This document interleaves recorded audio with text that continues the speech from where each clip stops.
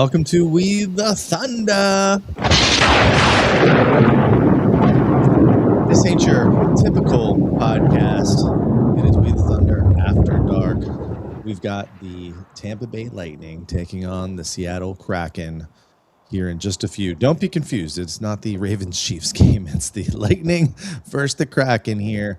They just showed on the screen that the game's going to start around 10:22 p.m. Eastern. And we're going to try to watch the whole thing. Might have some special guests join. I've got Twitter pulled up right now. So if you want to add us at We the Thunder Pod, we'll show your tweet up on the screen. You can see right now we've got the projected lineups here. Hagel, Cirelli, Kucherov, Gage, Point, and Gensel. So a little bit of a change in the top six there. Gergensen, Gord, Holmberg, no change there, and then Perry, Paul, and Bjorkstrand on the fourth line. What do you think, man? Point going to the second line with Gensel, and then Cooch back with Hagel and Cirelli. Think this is going to make a difference tonight? I like it. Matter of fact, I'm going to go on Hard Rock Bets right now and put a little parlay together. Get your bets in now, and while you guys pull that up, I'll give you some stats about the Lightning versus the Kraken. So, Lightning versus Kraken, this is the first of the two-game series this season. They play again in 9 days. So, March 26th, they play again. By the way, it is. What day it is? St. Patty's Day. Yes, it is. Where's your drink, buddy? I have a Jameson and ginger right here. I can't get my socks in there. But no, these teams will play again. They only play twice this season. They play again on March 26th, next time at home. So they'll be in town. And then Tampa Bay is 7-0-1 against the Kraken all time. The Kraken have only beat the Lightning one time, and that was in overtime. By the way, Minnesota just beat Chicago on TNT. I did not realize until just now our game is on TNT tonight, right? Correct. No, I never saw that all game. Vasi 1-0 versus the Kraken last season. JoJo 1-0 against the Kraken last season. They've got on the tweet on your screen right now that Vasi's starting. And by the way, defense, Mosier, Radish, Stu, McDonough, Hedman, Chernak. Got your eye on Hedman tonight? It'll be easy to watch him. He'll just be the one standing there. The tide is turning lately against the captain. So, oh, it sure is. I've been seeing more and more calls for him to be not. And here we go. We've got our first guest, and we'll, if you want to tweet at us at We the Thunder Pod, we will show your tweet on the screen there. But let's bring him on. He hasn't been on the show in a while. And he told me earlier he was watching baseball. Yes, I guess there is a big baseball game going on right now. So they say. But let's bring on our friend John. John, what's up, man? How are you? Hey, what's up, guys? Not much. Can you hear me? We can hear you. It sounds like you're in a tunnel a little bit, but we can't hear you. It sounds like your mic is far away. No, it's right next to me. I haven't used this stuff in a while. Yeah, it's not hooked up. I'm going through some of the stats here from the history. The large 8-game sample we have against the Kraken. 7-0-1. The Lightning all-time against the Kraken. 4-0-0 at Climate Pledge Arena. So if you are out there placing your last-minute bets, the Lightning have never lost in Seattle in 4 tries. Hagel has scored 5 goals, 6 assists in 11 games against Seattle. And he is the team's top scorer. Joined by Kucherov, 4 goals, 7 assists, 11 games. So both of them have done pretty well historically against Seattle. What are you guys looking for tonight as the Bolts try to bounce back from another recent loss. Defensive awareness. Some sort of defensive awareness. just some defensive awareness. We have let guys sneak. Yeah, that mic's not working, John. John, that mic's not working. That mic's not working. No, it's picking up your regular your computer mic. You might have to just go to the settings in the software here and find the audio and switch it over. This software is kind of janky. By the way, folks, our regularly scheduled program will be back tomorrow night. I'll be live at 7 p.m. with Deandra Liu, and we're going to keep the tradition of one of us always not being there for Deandra being on the show. But Thomas, you're going to join as soon as possible, right? Yeah, I'm going to try. I have a Pittsburgh Pirates game that I am working tomorrow. There you go. You see where Thomas's allegiances lie? No. Pirates? Wait. No. The time for tomorrow was never asked or agreed upon. Who's got all that air noise? I'm not going to bring up how bad last week's show was. Okay. Me either. I can say that. John, I put in the chat when you get. Oh, now Shooter just got knocked off. Say something, John. No, it's still not working. Shooter got knocked off again.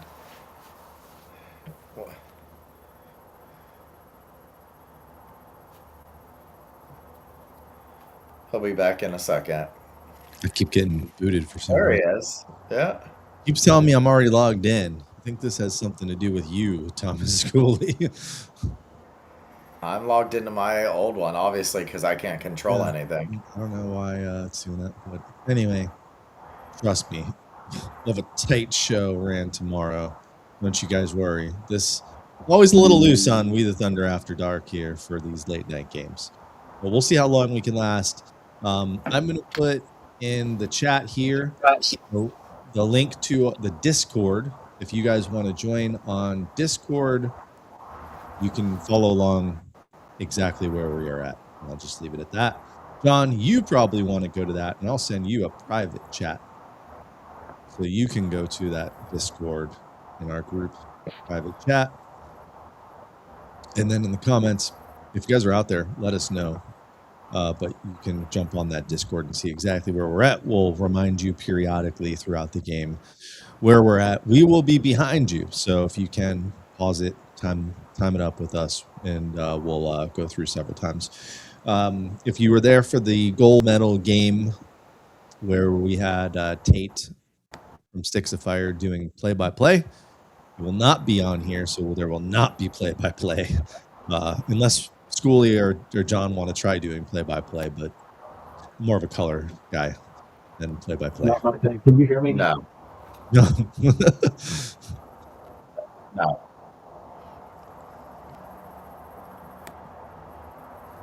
That's a negative, Ghost Rider.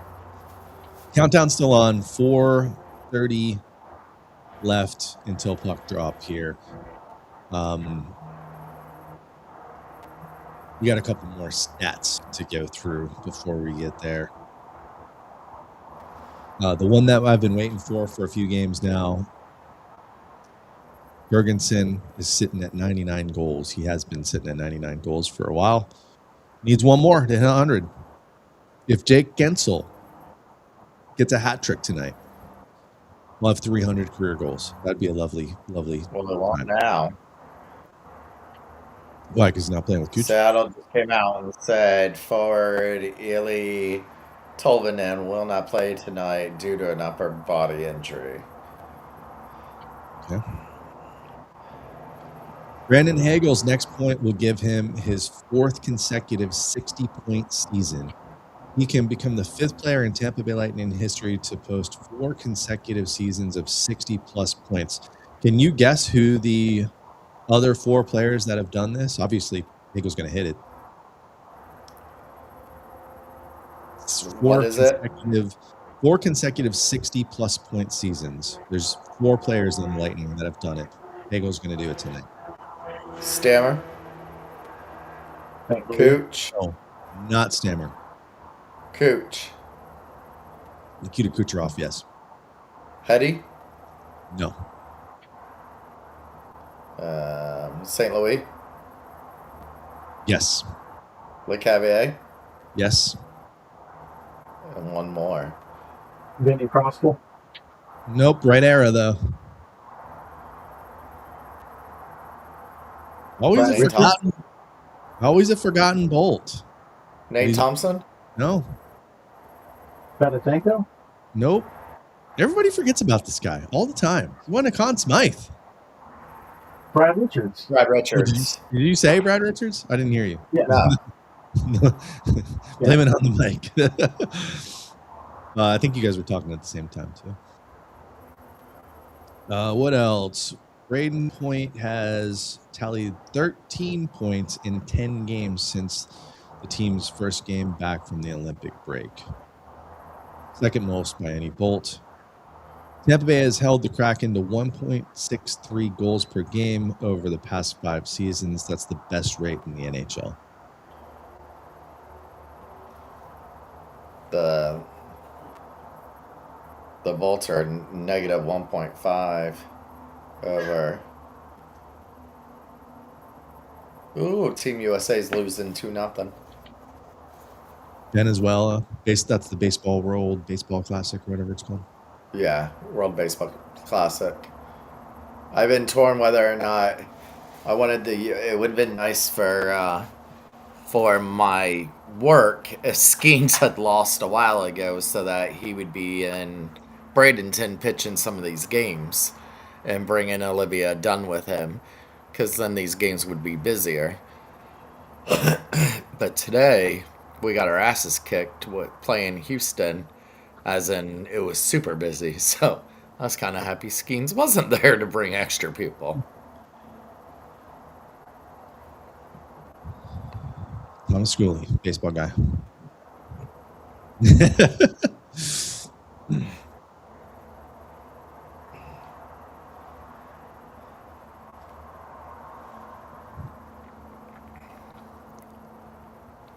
All right, so we got a couple minutes here till puck drops in Seattle. Let's do it. Predictions.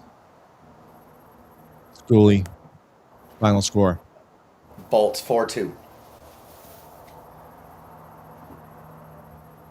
John. I'm gonna go 4-1. Bolts. Bolts 4-1. Yeah. Sorry. Can you hear me better now? No, you sound. I don't know what's going on with your microphone, but it does not sound good. The Schooley's at 4-2. John's 4-1. I'll go with the 5-3.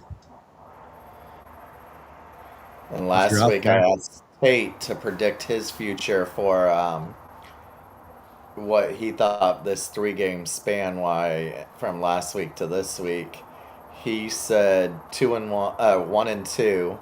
I said 2-1. I said the one game we would lose is Carolina. He said we're gonna lose Detroit and Carolina. So Detroit was a big win. Yep. Carolina, for some reasons, got our number right now. We're getting ready for puck drop here, and if you want to line up with us, puck just dropped. So you might be a little bit ahead if you can pause Danielle, 3-2 Kraken is their prediction. Daniel. No, I don't know.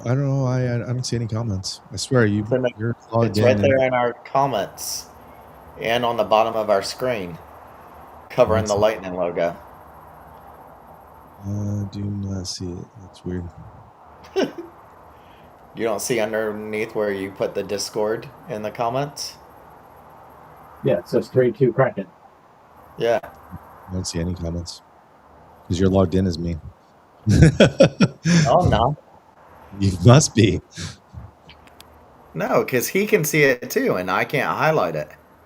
Yeah, I can see it. It's fine. Big question is, can you hear this? Swings it around the boards. Yes. Yes. Guess I can't play that then.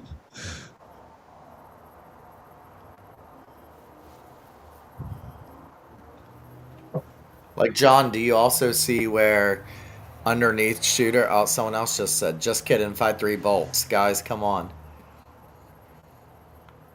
All Yeah, I right, can so see that. I'm going to reboot. Like, Oh, no. can you see underneath shooter where it's all the...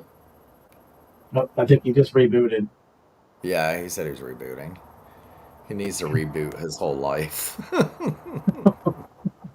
There we go. Now I can see some stuff. Oh, is he back?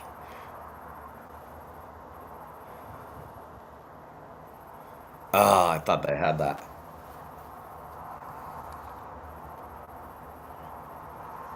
What time are you on? 1805. Oh, I'm at 17:23. I'll pause for a minute. I'm on his Discord. Yeah, I Watch it. sent you the link if you want to just go to that and watch it there.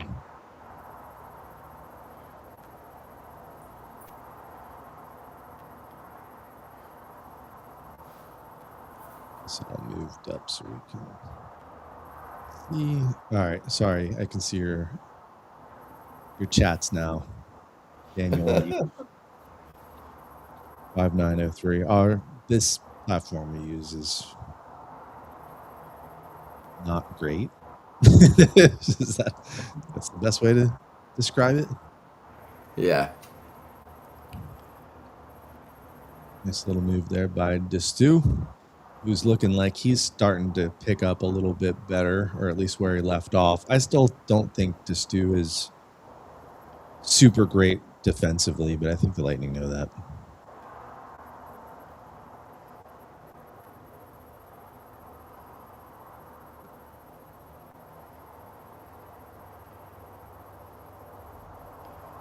Is that the tree?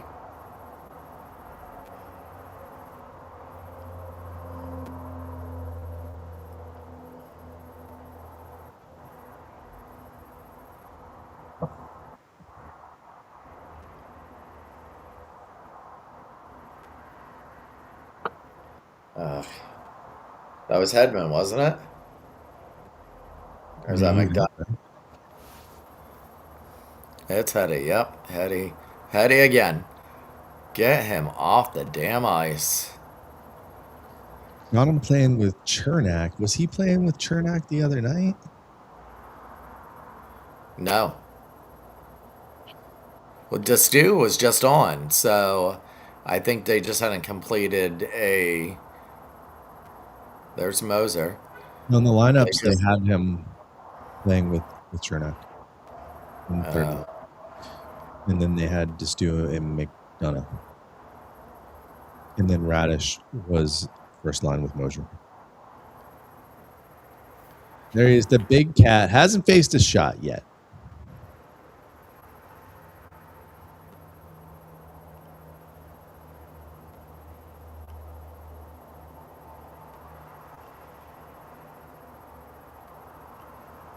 "16 minutes, puck's dropping. 16 minutes left in the first. Wins the face-off, takes a shot. See, I like it when they shoot through traffic like that. As long as it's not going to get blocked and go the other way, you got to get the puck towards the net. Sometimes it goes in. Dang, Cole Caulfield became the first Canadian player with a 40-goal season since 93-94.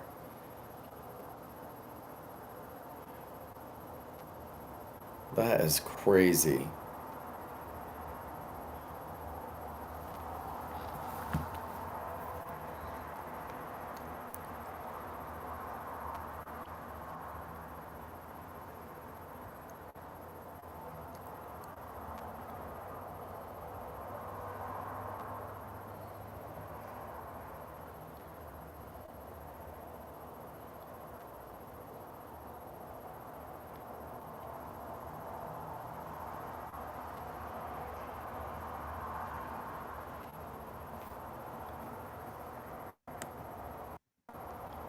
Yanni Shooter Gord. dip out on us again.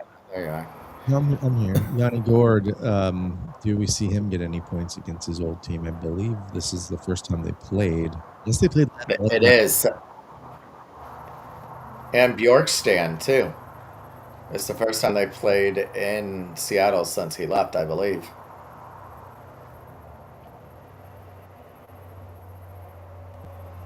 17 games left.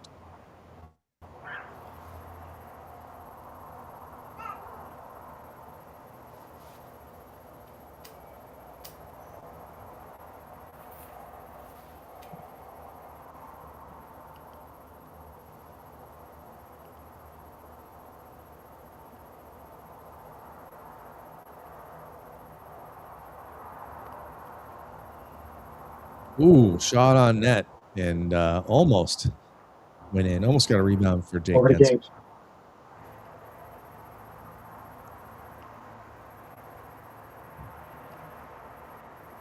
See, I don't understand why Point doesn't shoot there.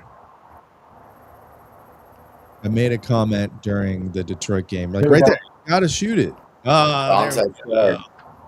There we go. That's how we do it. Oh, wait. Who wants to trade Gage? Who wants to trade Gage? Point with the assist and Gensel with the assist. There you go. 1-0. You can't have much better start than that. We've got 3 or 4 shots on goal. They got none. Braden Point didn't even shoot it there. He passed it. He didn't even shoot it, but I guess put it towards net. Beautiful pass, though. And, yeah, deflected in. That's a tough goal to beat. That's bad defense right there.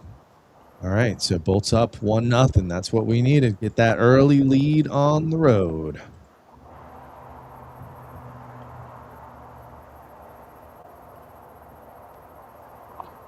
Gage with his 11th goal of the season. And you're still done with Gage Gonzalez, huh, Schoolie? I am. What's he got to do? Get to 20 this season? 15 games? Yeah. A goal a game, basically? He's at 11 now.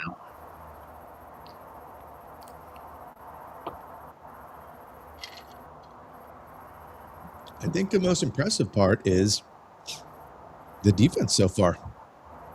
Yeah. Hasn't been perfect, but no shots given up. Here goes that first line. Ooh, we're looking at an offsides here. Offsides, yeah. And we'll be keeping track of some of the other games because Buffalo's playing right now. Panthers playing right now. Got a bunch of Atlantic teams out west at the moment. Yeah, I was going to say they were all going out west, yeah. So I got to pull up NHL.com to make sure we can stay on top of that.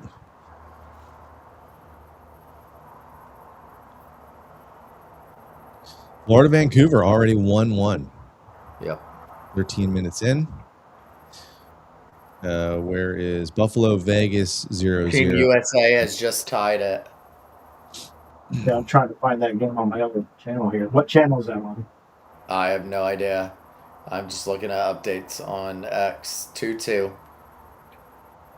Bryce Harper, two-run dinger. Good.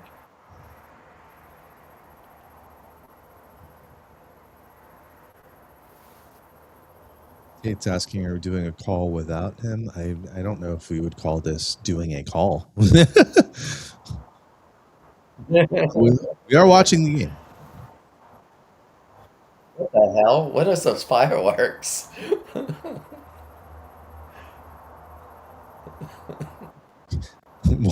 Why is this stream so messed up? How are you just getting the fireworks from the goal now?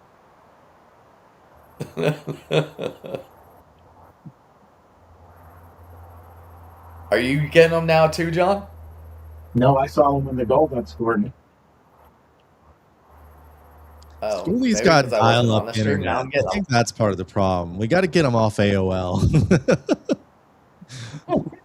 I got a laughy face emoji now in the middle I of the put screen. that on there just for you. Here you go.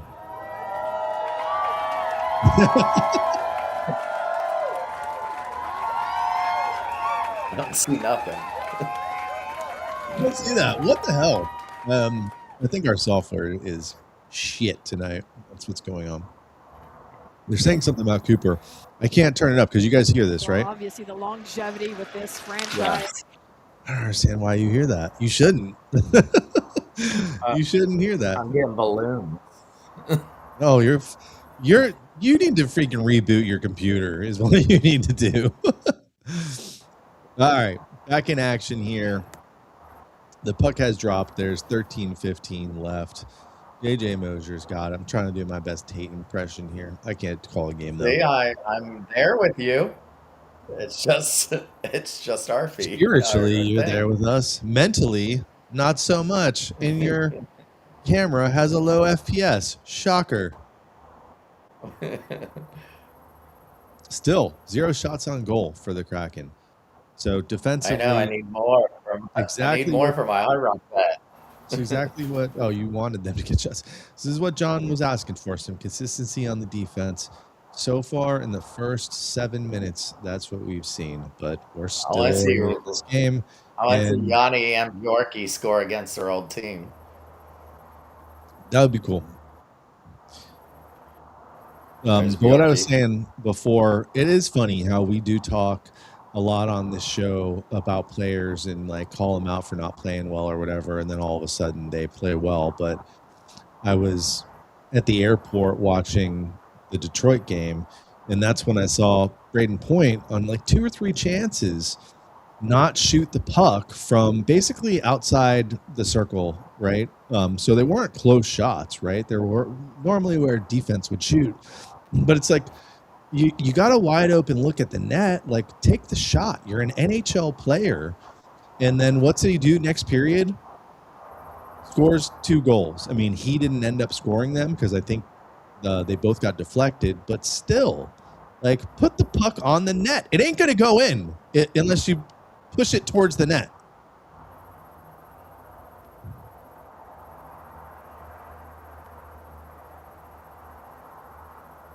And he still didn't shoot on that goal, by the way. So,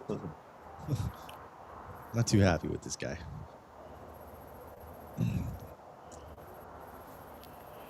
All right, here we go. McDonough. Yeah, McDonough is out there with the stew there. So they've changed up the defensive lines this game. So let's see if that makes a difference. Hedman should be, hypothetically, third line, should be getting less minutes than anyone else. But I think he's been technically the third line for the last couple games. Yes, we are all in Tampa, or at least the Tampa area. I don't think any of us are in proper Tampa. We're in what they call Pinellas County.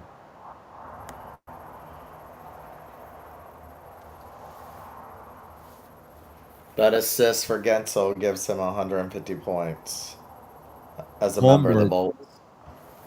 Nice. Holmberg, by the way, who just had the puck, he tied his career high last game. So he's having a career season. Yep. Lightning, Maple Leafs. And I like him. I thought he's been good. Serena hates him. For a bottom 6 player, I mean, what more can you ask for?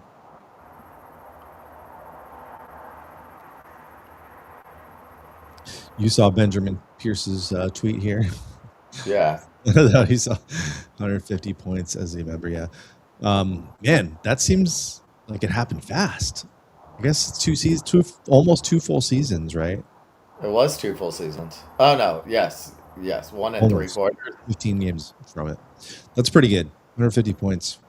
Sorry, Schoolie, we aren't getting that much from old 91. We do not go live every game. We actually go live on Wednesday nights. This is not our show. Our show is a regular podcast where we sit there and talk about the last week of Lightning Hockey, and that's on Wednesday nights normally. We don't usually go live during games. During the playoffs, we'll go live after games or a little post-game action, but usually, nice shot there. I didn't see who that was, but it was just two. But no, our show is normally Wednesday night talking about the Bolts. Tomorrow night we have Deandra Liu, who is a reporter for the Hockey Reporters, and she also does a lot of features on NHL Network. Hockey News, isn't it? Hockey News. Yeah, but she's also on NHL Network and NHL Sirius Radio often. So she'll be fun to talk to tomorrow. So if I'm not on tomorrow, if I don't get a chance to jump on, make sure you talk to her about talking with what's Casey before the Stadium Series. Remember, Casey said that they were texting back and forth and talking, giving each other things about each other's teams and stuff like that. See what Casey had to say about the Stadium Series game. All right, so there we go. Are they bringing Cooch to the box there, or is he just complaining to the refs? We're off to a commercial break here. Let's check out the old Twitter and what's going on. Venezuela just took a 3-2 lead. I don't see any, and I don't see any penalty. Yeah, they just welcome back Bjorkstrand right now. So, yeah, this got to be the first game since him and Yanni's been gone. Kraken just put out a video. Welcome back to the deep, Bjorky.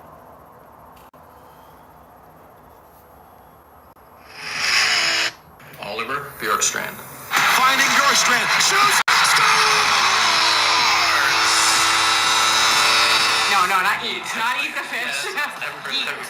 Eat. He wanted to eat the fish. Yeah. We got an emergency. We need the glue. Right in. He scores! You can cue the maestro!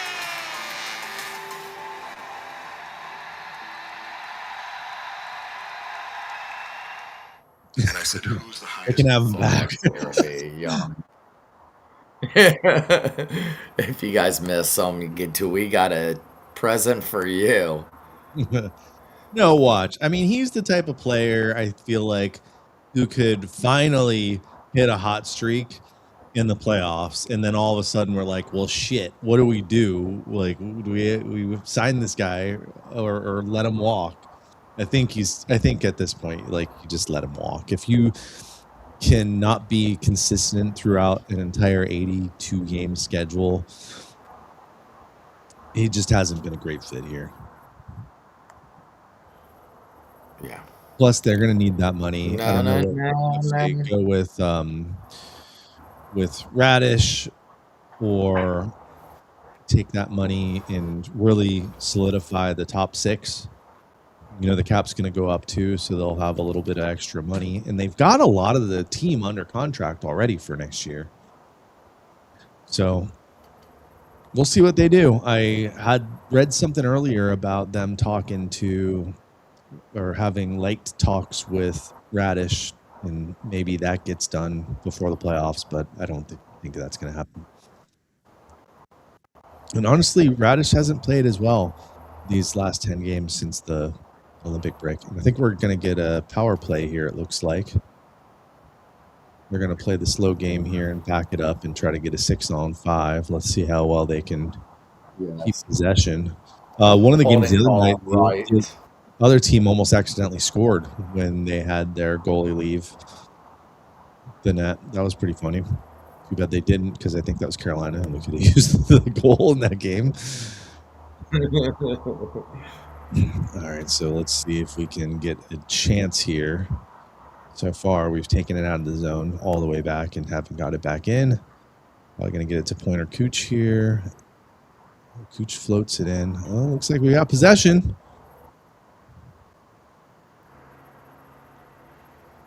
I'm so shocked that Hagel did not shoot that puck. Out of all the complaining we do about these guys not liking to shoot the puck, Hagel is the exception to that rule. He does not mind shooting the puck. Oh, of course. Didn't even get a shot off. Shocker.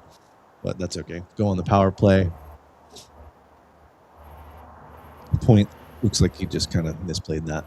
Did he whiff on it or something? He's kind of laughing at it. So Shane Wright goes to the box. That was a holding call.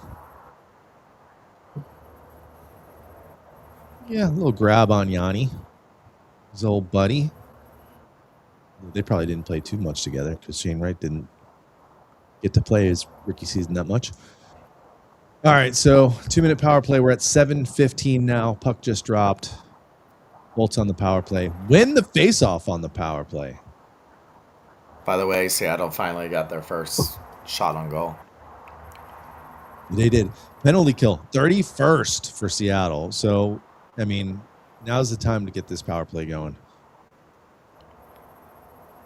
Ooh, would have been nice for Friday to get that. Yeah, he didn't look like he didn't lift it, though. I would have liked to see that shot from behind him to see exactly where that went. Of course, they're going to give us the opposite view. It was Gage's 4th goal in 4 games. It's like I was talking about. Yeah, and Radish didn't get any height on that. Ever since you're talking crap, actually before that, Gage was scoring. He scored that first goal or maybe 2. So there you go. Buffalo just went out 1-0 on Vegas.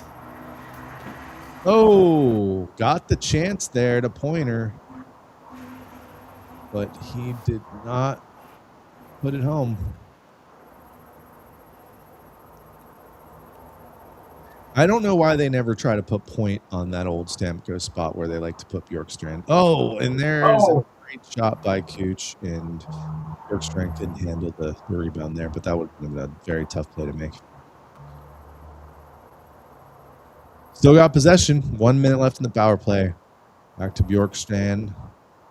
Down low to Gensel, Bjorkstrand, Radish. See, I could do the play-by-play if Tate's still out there. If it's just our team. I could not do play-by-play for the Kraken because I do not know all their players.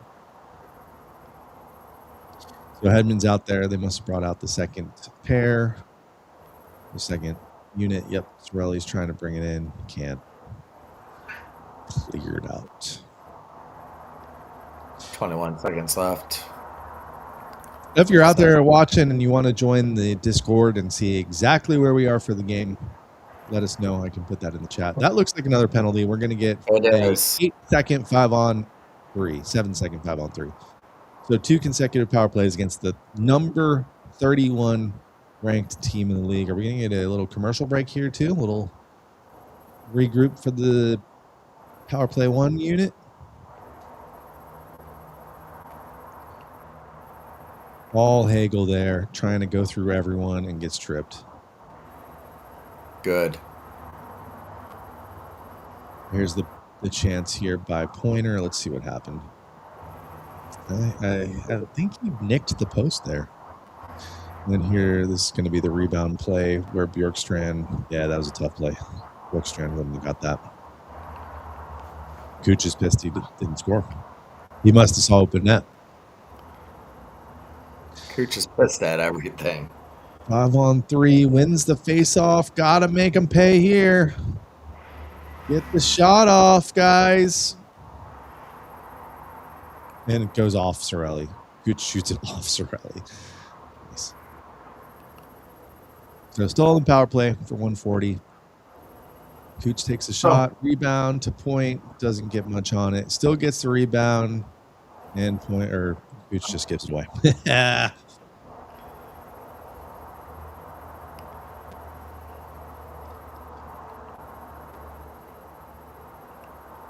120 left in the power play. Number 1 unit out there.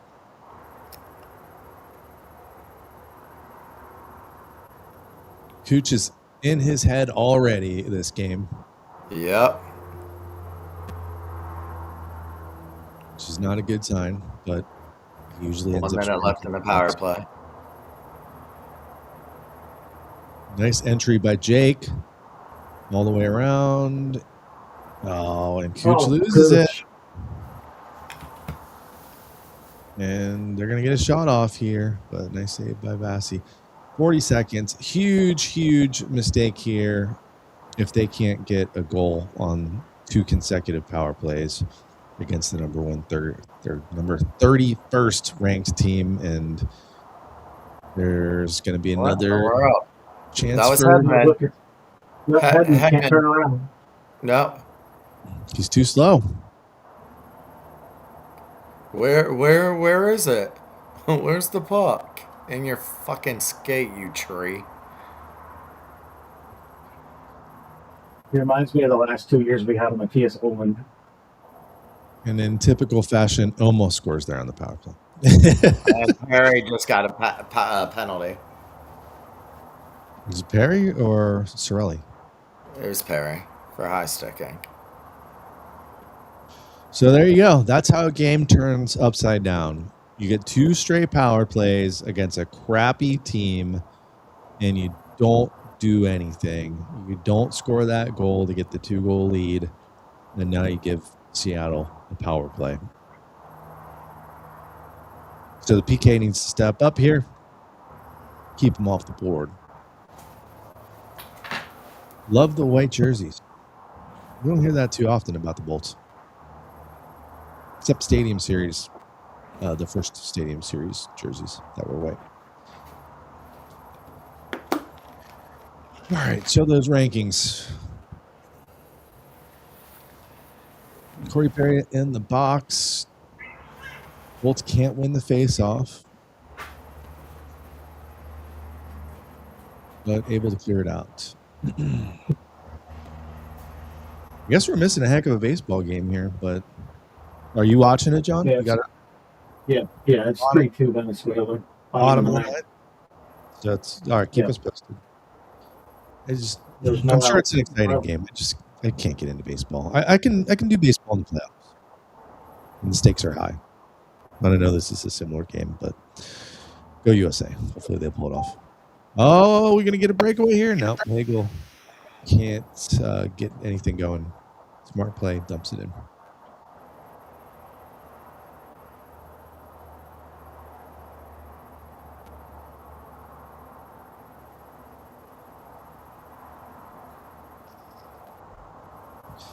PK looking good so far. 1 minute to go.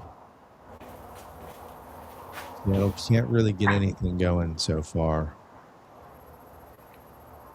Daniel H likes the live stream. Thanks. We haven't done too many of these this season. I think I'm going to do it again on Thursday night. So we play at 10 o'clock Thursday night. Who's the next game? Vancouver is the next game? Or pulp schedule?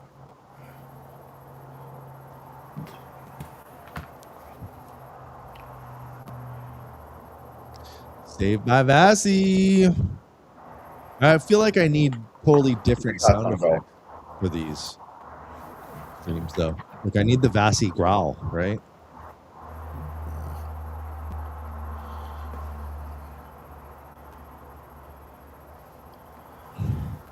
Yeah, Vancouver.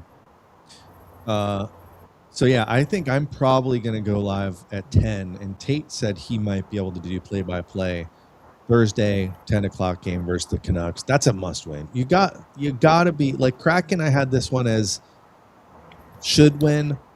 Canucks must win. Oilers was the one I had as the loss this week. But did you see the news today? Draisaitl out for the season. Draisaitl out for the regular season. He'll be back for the playoffs. We can win 3 out of these 4 games in Western Canada, or we should. I'm sorry, I know that Seattle's not Western Canada. Oh. Perry out of the box. And the Bolts got more scoring chances than the Kraken did there. So good PK. And we're back with 1:15 left in the first. Got a turnover here with Cooch. Back to Cooch. Oh, there he goes. Cooch. I mean, that's the thing. You can be mad at Cooch all you want for his attitude and, turnovers and whatever you want, but he always comes back and does something. Hold your ears.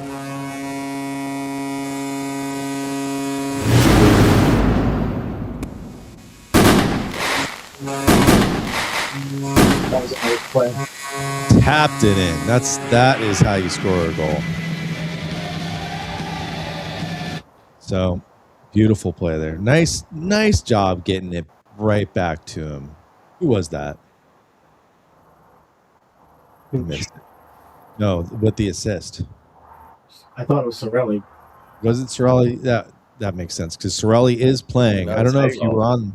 I don't know if you were on here for that, John. But Sorelli, they changed up the lines. Sorelli, Cooch, Hagel back together. So 2-0. Huge goal with a minute left in the first Hagel got the period. only assist. Was it Hagel Hagel? gets the only assist. Great Oh, it's play. Hagel. Yeah, it was Hagel down there. So apparently there was an interview on TNT. Hagel and Kobe Armstrong, while waiting for the puck to drop, talk about Hagel scoring the fastest goal in history on the Stadium Series, and Kobe scoring the fastest goal in an outdoor classic. Armstrong says to Hagel, "You know what that means?" Hagel says, "Yeah, I'm fucking." Okay. That's what someone just posted in Thunderbolts. Yeah, there's the assist right there. Hagel. Oh my. Period and oof. There we go. That's End of the period. 2-0. Bolt. Cooch gets a goal. And who had the first goal? I already forget. By the way, I'm the only one drinking, I think. Although, John, you said you were at the bar earlier, right? Yeah, I'm going to grab a beer at intermission. Well, as soon as this last out happens for Venezuela to win. So it's one down to the last couple pitches here. It's down to the last strike. One more strike, and Miguel Cabrera gets a winner classic. Come on, USA. Who's up? Who's up? Roman Anthony from the Red Sox is up right now with a 1-2 count. I just don't know baseball players anymore. Come on, USA. Get it together. Who you got winning the cup, Grady is asking, or winning MVP. I was going to say, I was about to go refill my drink. Maybe I should not. We're Lightning fans. I think all of us are probably going to say Kucherov. We're a little biased, though. You guys all think Kuch should win MVP, right? Oh, for sure. Yeah, Sure. you're asking the wrong crowd. That's Venezuela just won. Yeah, we got to First get time ever. They win for the first time ever. I don't give a shit because you know who's got a gold medal in hockey? In sled hockey and men's All the hockey and women's hockey. Yeah. You win field hockey gold. Yeah, that was unbelievable. That was the last game we went live for. Schoolie, you were working, but man, that was awesome to see Team USA win. But yeah, I don't know if Kuch will win it. I really don't. I think at the pace he's on, he should, even if he doesn't catch McKinnon, and maybe McDavid slows down now with Draisaitl out, or maybe Although most of the reporters are actually saying Cooch this year. it's complete bullshit that reporters decide this in the first place. Because Yes. remember the year Cooch should have won? I mean, and you could say a couple years that Cooch should have won, but I'm talking about when he had 144 points and led the league, and McKinnon wins, and a lot of people are saying, well, it's McKinnon's turn. What the fuck does Right. that mean? Right. What the fuck does that mean? I thought it was the most valuable player. This was also the same year that Cooch had like double the points of anyone on the Lightning. He carried the offense of the Lightning. 144 points, franchise record, 100 assists, which I don't think any winger had ever done before. And McKinnon's MVP. Okay, his turn. So my question is, when's it Cooch's turn? I know he's won it before, but still, like, complete bullshit. Yeah, and I think Grady's right. It's because he's Russian. They don't want to give Russians some awards. I think that was also the same year that he did the All-Star shenanigans and didn't try in the skills competition. So that might have had something to do with it. But I don't know. I'm hoping he wins it. I'm hoping Cooper wins, Jack Adams, but Lindy Ruff does have a good case, turning Buffalo into a relevant team again. So we'll see. I think to me, Cooch is probably more deserving than Cooper based on the competition, and only because Lindy Ruff. And there's another coach that I think is up in the conversation too. But also, the media does seem to be on the side of Cooper finally winning that Jack Adams.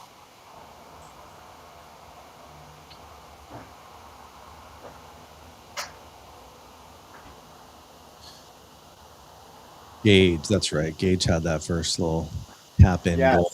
it sucks because I really thought this was going to be Coop's year, but Lindy Ruff has really turned that team around. It's tough to argue that one. It really is. You eat ice cream?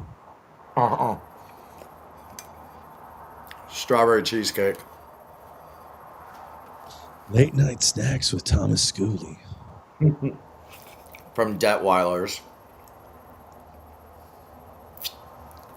Amish Anyways, market. I hope Cooper somehow wins it. I mean, they both have good cases, right? You look at the roster and what Coops had to deal with so many players injured. It's like anytime somebody comes back, another player is going out on IR. And it's been the top players being out for extended time. At one point, when we were winning the most games, it was guys we never heard of playing defense, really. You had our top 3 defenders out. And we could not lose a game during that stretch. So Coop deserves some credit there. But again, Buffalo's been irrelevant for so many years, and they're good now. That's okay. So first question. I saw your initial reaction to Perry being traded to us. What is your thoughts now? I feel like it was like, hey, let's make a trade. let's we don't want to be the team that doesn't do anything, right? So I feel it was all locker room. I think it's better than nothing. They made a move. We talked about a bottom 6 or middle 6 guy. That's what they get. The other thing that you got to consider is they get a guy who knows the system. They don't have to teach this guy anything. They're not practicing much at all because how many games they have. Mm-hmm. So if they brought in somebody new that's got to kind of learn this system, they need those reps in practice. Perry knows it. He's been here. He's played enough games under Cooper. He's played with a lot of guys on the roster. There's the green beer. You got 1 hour left to soak it all in.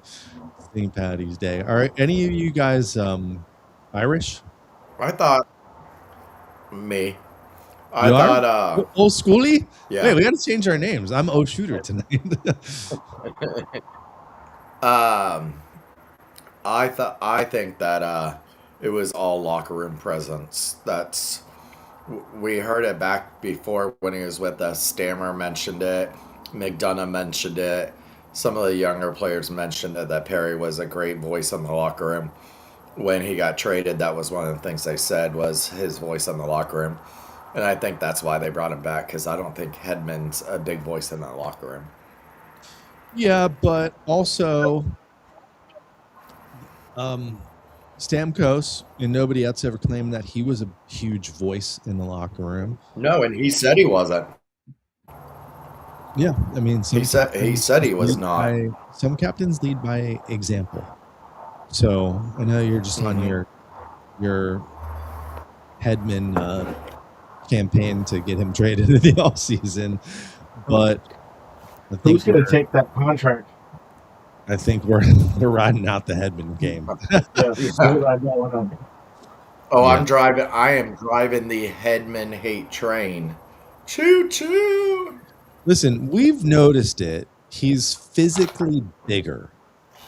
If he can go fatter, and maybe it happens during this stretch where he's playing a lot of hockey. If he can get back into shape, maybe it happens now going into the playoffs or during the playoffs. Maybe it takes more time and happens during the off season. If he can lose some weight and get back to skating like he skated in the I was past, gonna say, oh, he's gotten into a shape all right around one. but if he can get back to obviously, losing a little bit of weight, we know he can skate. If he can get back to that, I think he still can be decent for another season or two. But I don't know. Let's check. I want to check the last couple games, and I will do that once I get a drink refill here of how much ice time he's really been getting. What I noticed when I checked, which was one of the games last week, was everyone in defense was kind of getting about the same amount of minutes.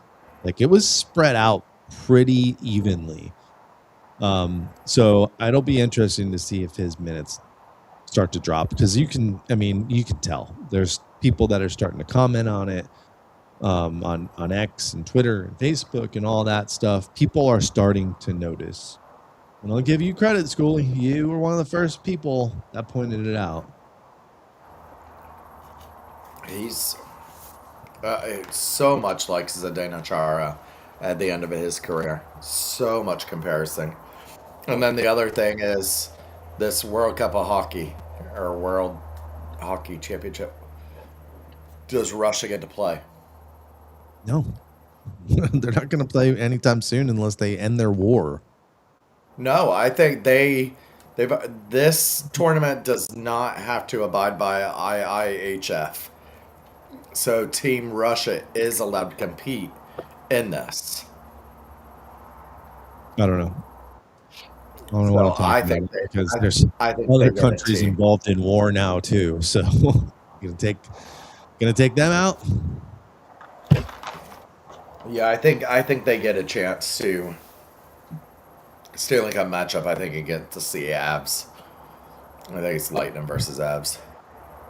I hope it's Lightning, and I do think you're right. I think Colorado's just got to be the team to beat. Unless Dallas can challenge them, I think Edmonton, with the news today, I don't think that they're going to be able to get back there with Draisaitl potentially not being in 100%. Like, they need both those guys to be at 100%.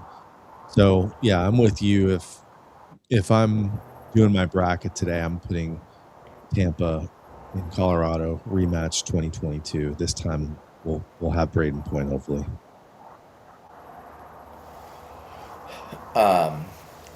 But yeah, I think this the hockey tournament. I think you're gonna see they're gonna announce what is it, 12 teams, 16 teams, something like that, 8 teams.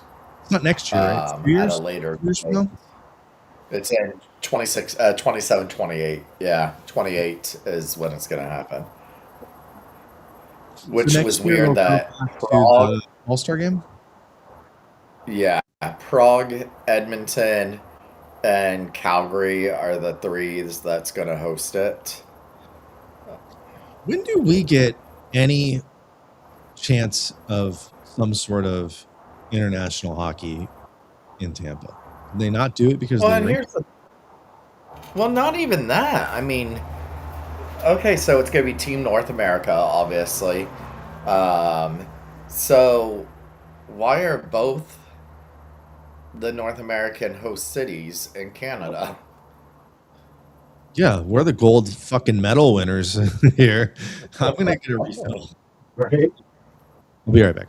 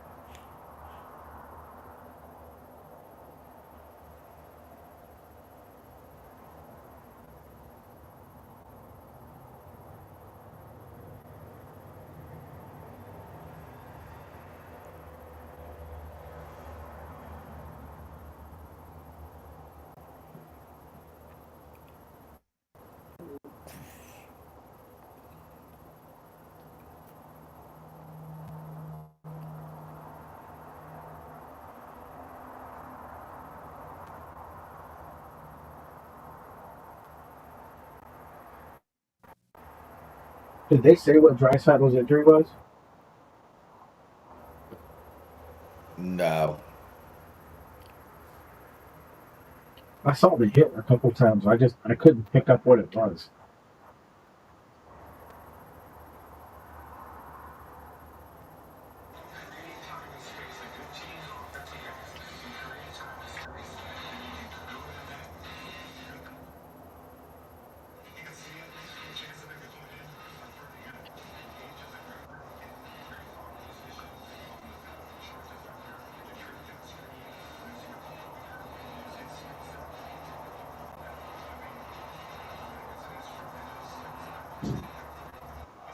All right.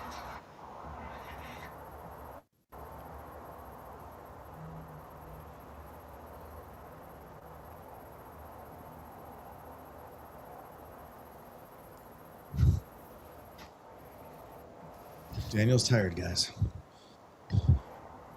It says, um, 8 nations.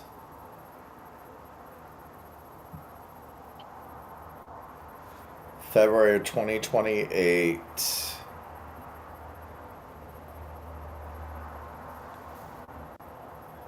February 2028. Calgary out. Edmonton and Prague. Eight national teams divided into groups for round robin playing, with Edmonton hosting the semifinals and final. Calgary and Prague will each host 6 round robin games and 1 elimination game. The tournament marks the return of the World Cup of Hockey after a 12-year hiatus, aiming to build on the momentum of NFL player participation in the Olympics. The IHF Ice Hockey World Championship 2028 is a separate event scheduled for May in Paris and Lyon, France.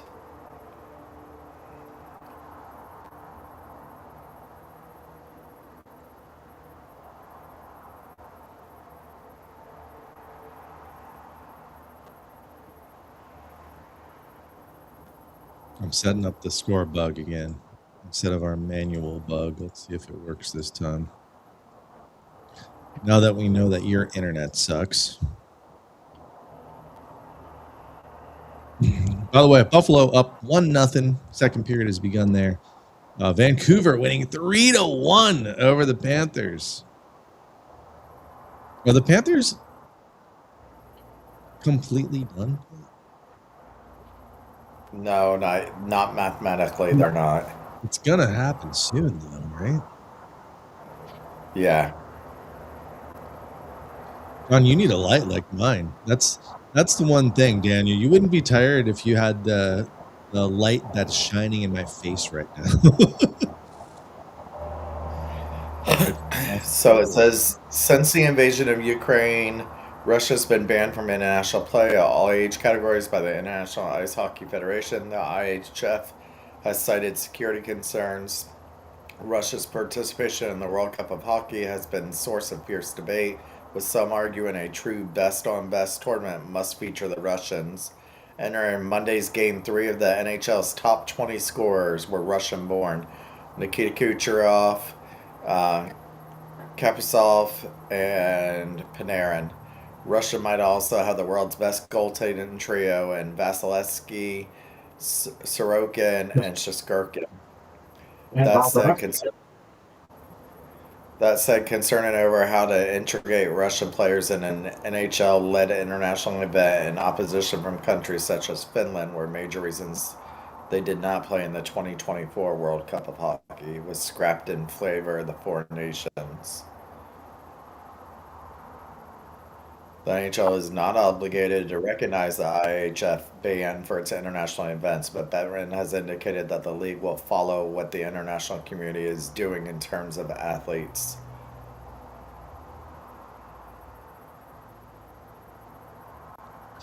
So my sports bug is working, but it's a minute ahead of us. That sucks. Period 2 is a go. Oh, Yep. Puck's dropping right now.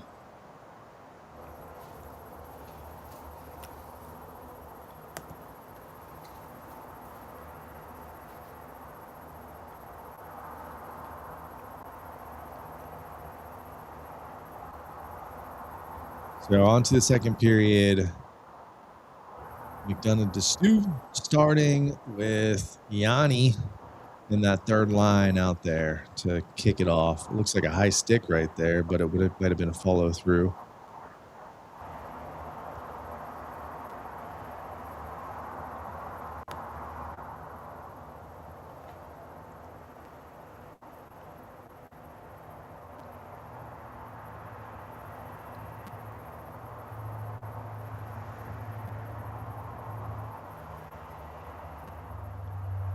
The 3-on-1 here. Nice Goal. goal. Kucherov again.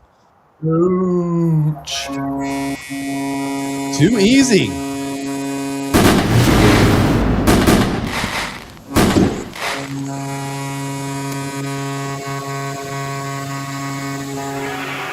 $36 goal this season, second tonight. Absolute Kraken killer, this guy. Beautiful play. Oh, man, this line's staying together. How did that start? So the breakout pass to Hagel, to Sorelli, to Cooch. Oh, too easy, man. Sorelli Too and easy. Hagel with the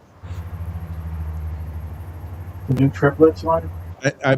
I hope Point and Gensel get comfortable together. Oh, Wow. Damn it. give up the freaking easy goal right away. See, that's the Bobby kind of shit McMahon. you can't do. We got a lot of scorers to update here.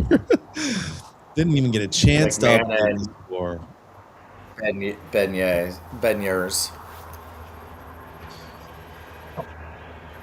All right.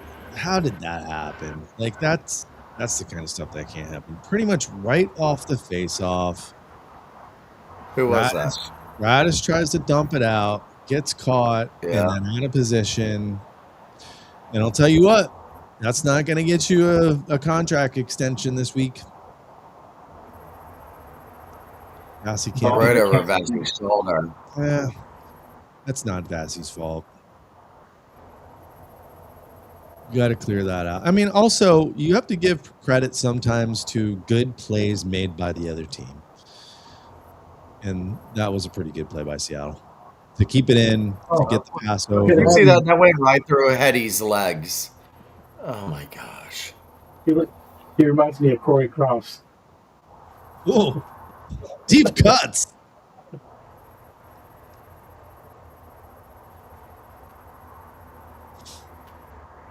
All right, you guys both have hats on. Just saying. On the alert. You're on the alert right now.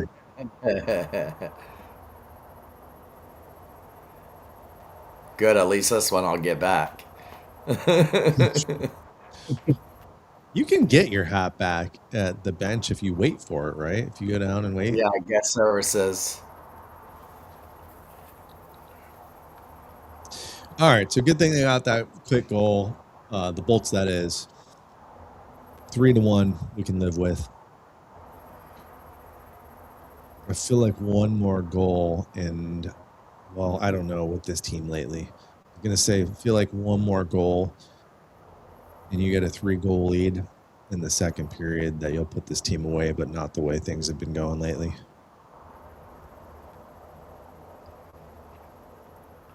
Let me see what I need on my Hard Rock bet still.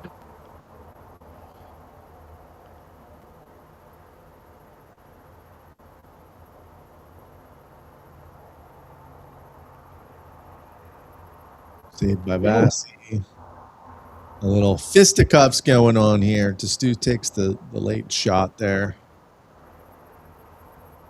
And Nick Paul back in action. It's back in action. By the way, if you're out there watching with us, say hi. We have a sound clip coming in from Nikita Kucherov. 2 goals this game. Can you make it simpler? I don't think we can make it any simpler, Cooch. I need. That was a good play there to get that pass I need Point over. to have 2 shots. I need Point to have 2 shots. Sorelli to have 2 shots. You Perry better to have keep 2 shooting the shots. puck. What the hell's wrong with you? Hedman to have 2 shots, and Kucherov to have an assist. He's only scoring Cooch, goals. stop scoring. I need you to assist. I think we're easily looking at a 3-point night for Cooch. Speaking of MVPs,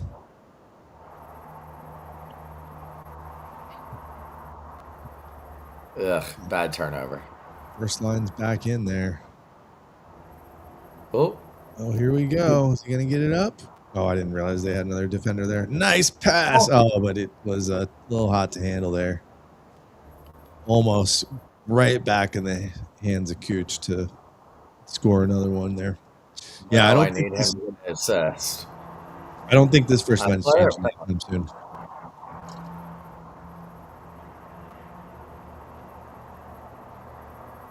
Is this our welcome back Gordo video now?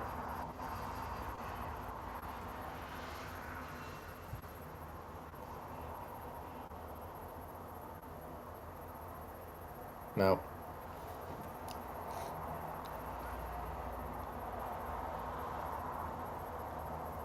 Jurgensen, by the way, 1 goal away from 100 in his career. Hope he gets it. Remember last season? He just couldn't buy a goal. No.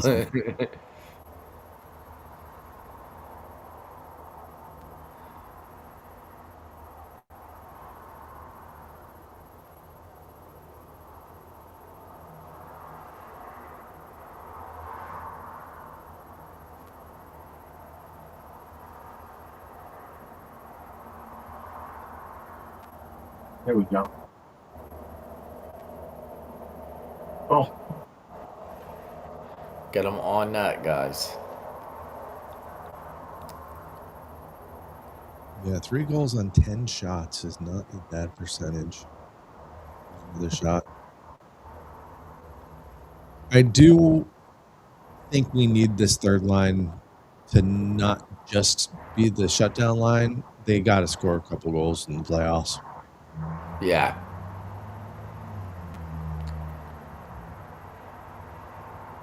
There's Gensel. Point off to the races. Behind Gensel there. Gensel, not quite that same chemistry. But they Back. can get it. Oh, Why are you what passing? was that pass? Why are you passing it it's back? 2 ahead. The other one was 2 back, and the other one's 2 up. Well, the guy's covered. Like He had wide open net though, wide open ice. He should have just got himself low.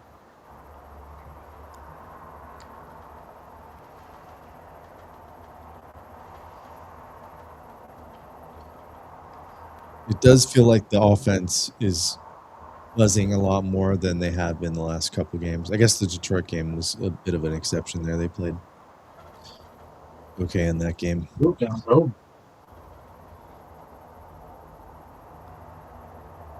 Somebody shoot the puck. I know. It doesn't go in unless it goes towards the net. Oh, There you go, blocked. locked up for Good shot.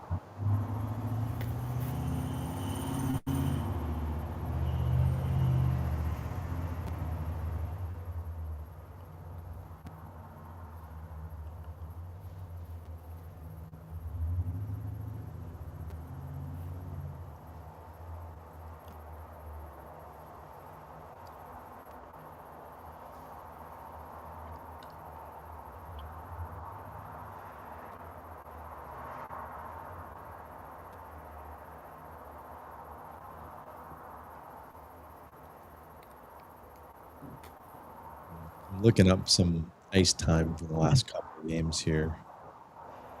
See where the D stands. I'm going to pull up the last 3 games because that Buffalo game was just wild.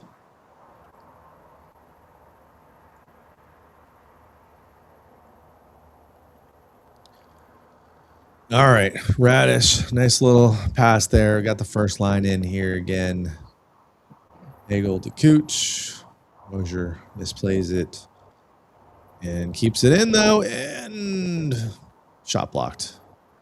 Hagel had what looked like a good opportunity there, but it was blocked. Right. Way to get back defensively though.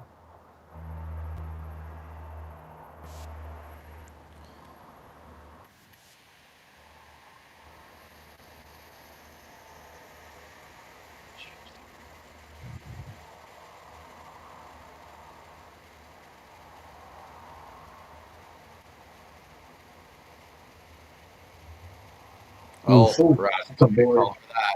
Yeah, Radish not a smart play there, and that's what I'm talking about. Radish has not finished sharp these last 10 games. No, yes, you did it, Radish. It's tough to argue that one.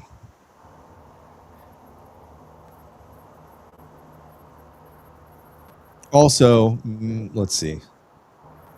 Uh, I mean, he definitely embellished that. I was just saying, you could have got over embellishment too, yeah. But doesn't happen if he doesn't get cross-checked in the back. Florida's still down 3-1. 9 minutes left in the second. Buffalo still beating Vegas 11 minutes in the second. We could really use Vegas to win a game here. So let me. Yeah, Vegas is on the power play. Let me Now go they just did Yanni's video. Here's Yanni's video. Yanni Gordon.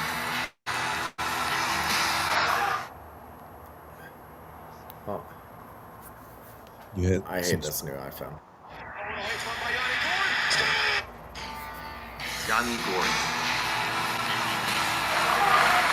My mic is off. This city's a hockey town now, and it's amazing. Stolen away from by Yanni Gord. Score!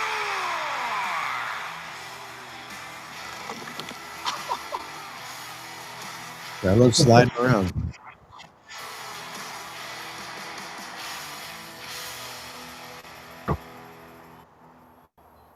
That's appropriate. Yeah.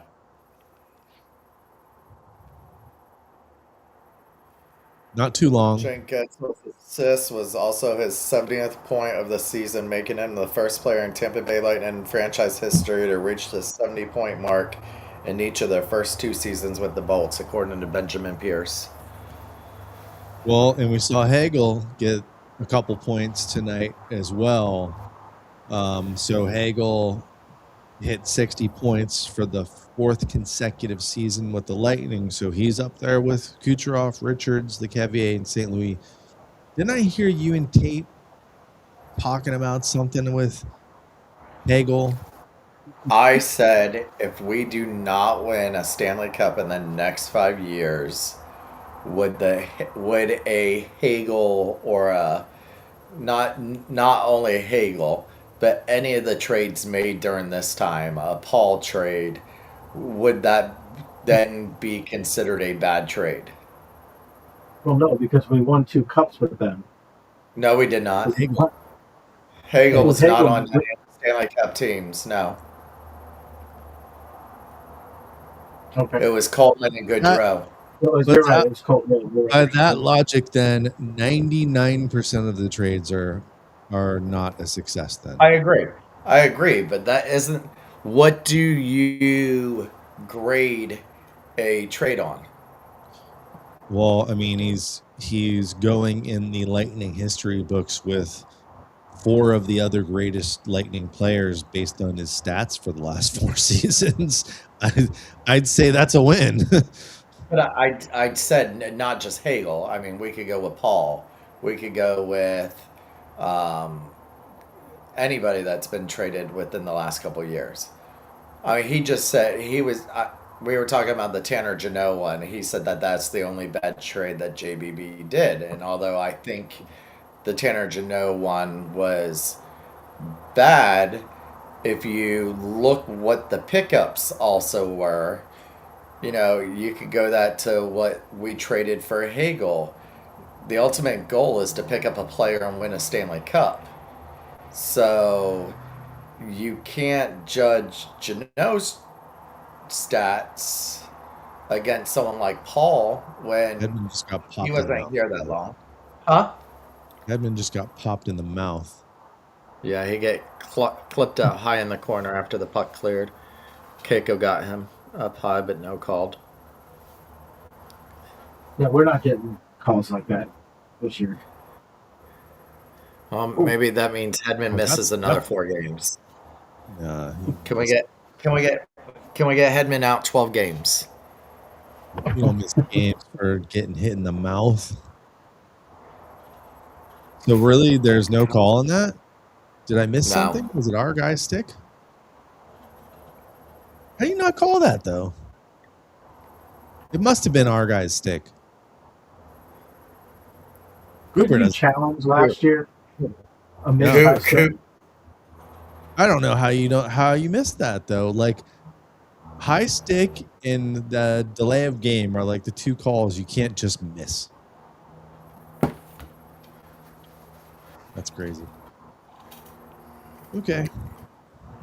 No, back to the trade thing. I mean, I don't know. You can't just judge trades by if the team ends up winning a Stanley Cup, or like I said, 97% of trades are unsuccessful.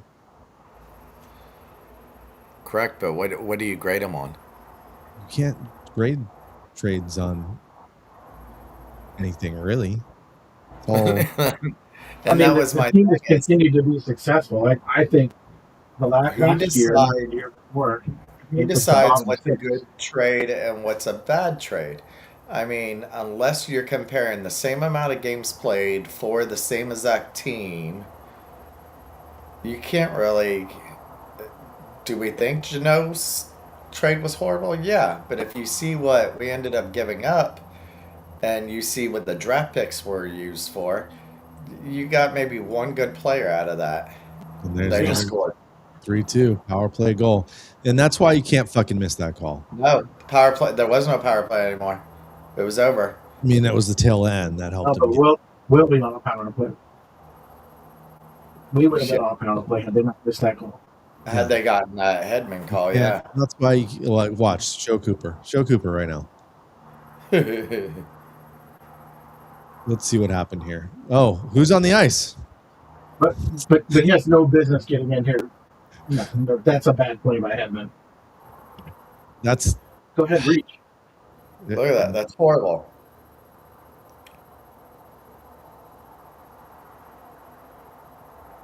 Chernak's got to make a move there too. You can't let him just walk in like that. And here we go. They're going to get another chance. Bassey makes the play. We're going to go on the PK again. They're going to get a power play here. That was the right call, though, and the right move to make the penalty there. But here we go. This is how momentum shifts in these games. And 100% on the refs.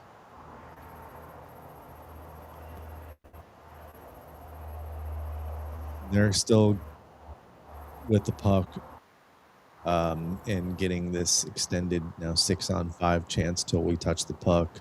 And there it is. So what is it? Yeah, hook. And that's a good penalty to take, or else he was going to walk right in.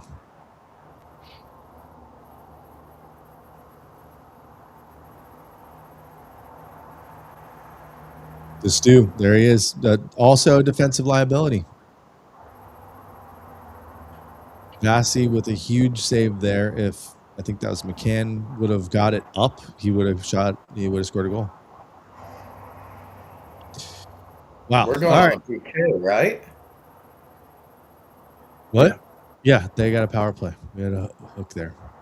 So there you go, 3-2. That's how a game can change in 1 minute because of a missed call and a slow defenseman.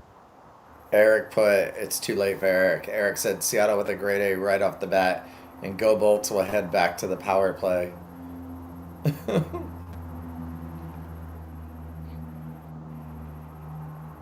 With Deuce for hooking. I said on the PK.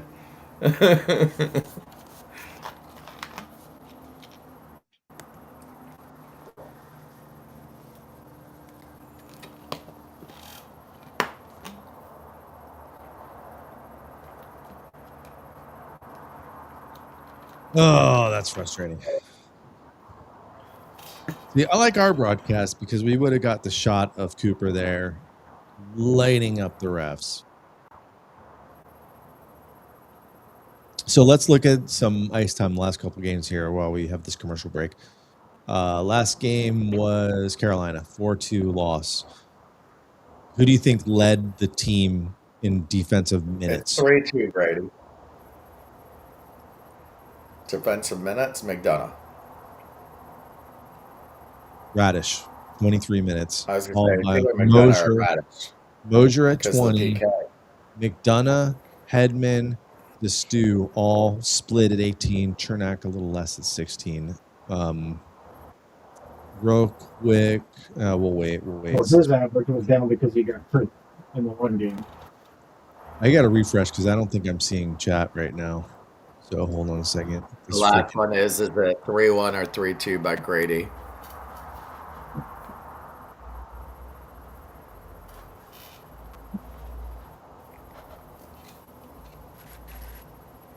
Woo! Nice save. Oh, that was Vassie's head there. I'm about done with this software we use, to be honest with you.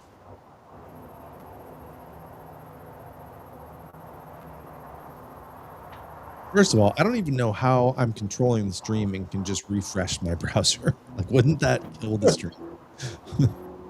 All right, now I can see the chat again, which stopped for me.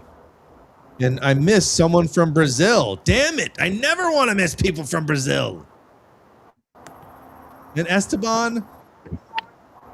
I missed all this, guys. I'm sorry. Oh, really? Yeah. I haven't seen chat for over 20 minutes. It's stopped for me. And really thanks to Tate because he texted me and he's like, why are you ignoring me? I didn't see like the scrolling on the screen. I didn't even see. Token Dave's here. I didn't even see. Because Tate, we didn't care.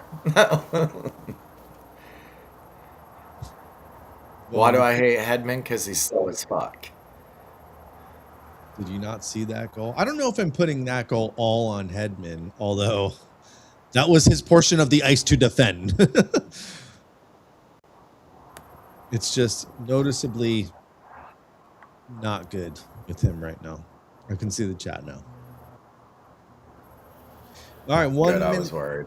left in the power play. Almost. We're at 8:33. Go. Oh, you lost it. We do have a Discord set up if you want that in the chat. You can see exactly where we're at.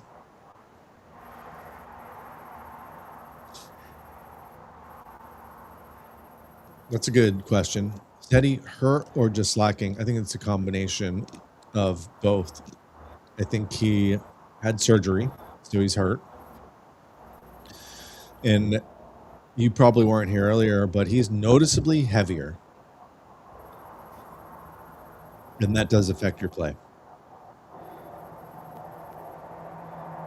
He's got several chins, and he's never had several chins.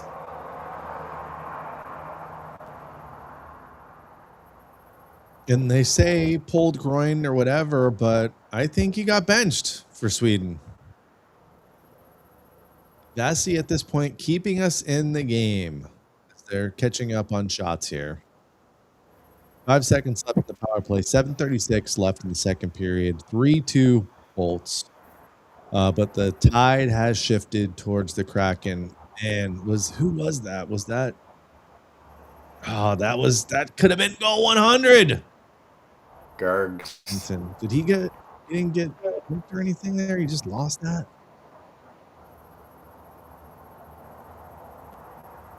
Well, he was reaching for the puck,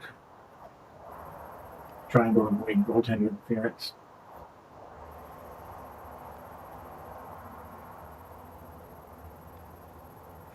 Eric said, leave him alone. It's tired. He's tired. It's late.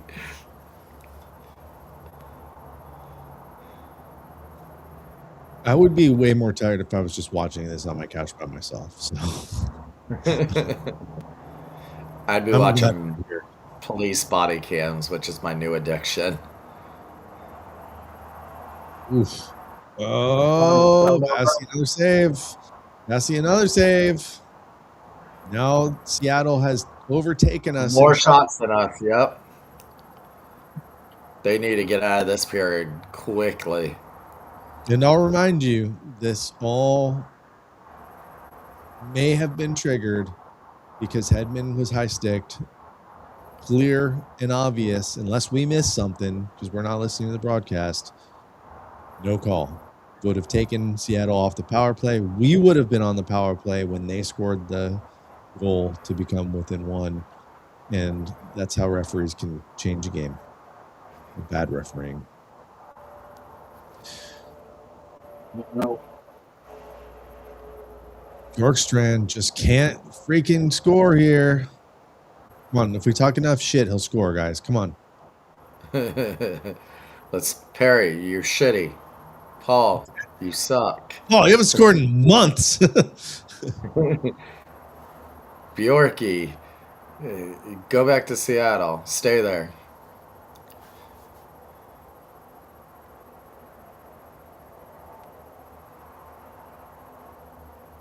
All right, at least we got a little bit of offensive pressure here, which we have not had in 10 minutes. But Seattle does have all the momentum. Really, at this point, we got to get out of this period. 5:28 to go. I said they need this period to hurry up and end. McDonough's like, fuck. No help. Nope. Kucherov turns Kuz it up. isn't the one you went back there helping. There he goes. Gets himself a nice chance. And missed the net. Well, one save and then rebound, missed the net. And then it's going back the other way. Mosier with a great play. Radish almost clears it out. They'll get it out of the zone here. I mean, that's the thing. You can say all the bad things you want about Kucherov turning over the puck. You're just going to have to deal with it because 5 seconds later, he's going to have a scoring chance.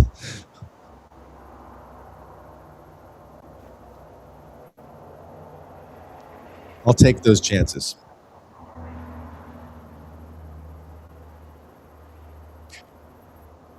.420 left. Braden Point passes to Seattle.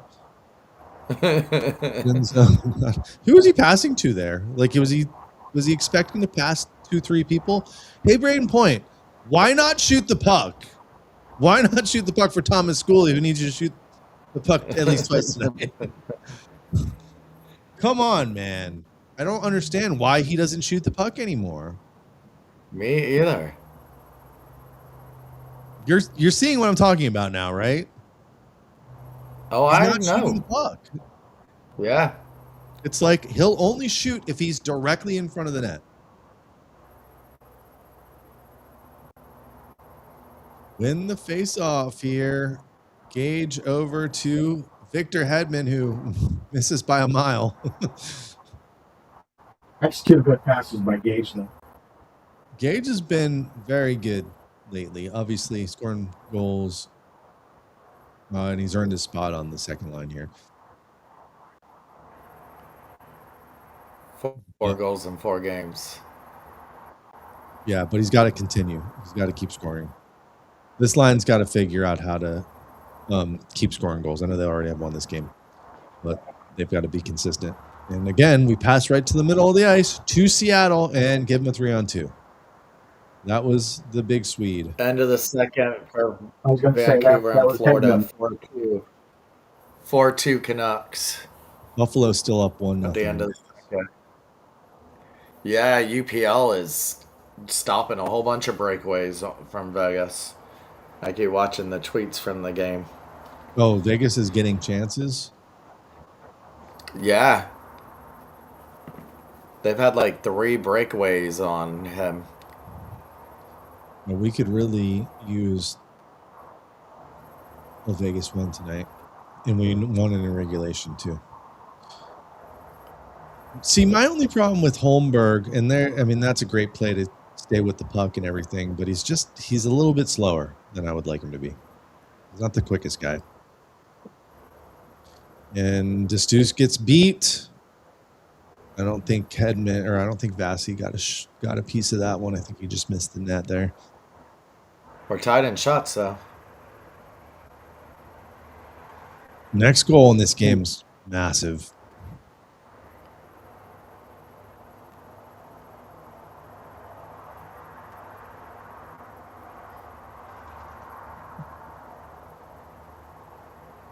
Yes, because I also need the Bolts to win by 1.5. No. Good defense. Yeah, it was a good play by Radish. Nice little play there to put it out. Don't turn it over, Cooch. He didn't.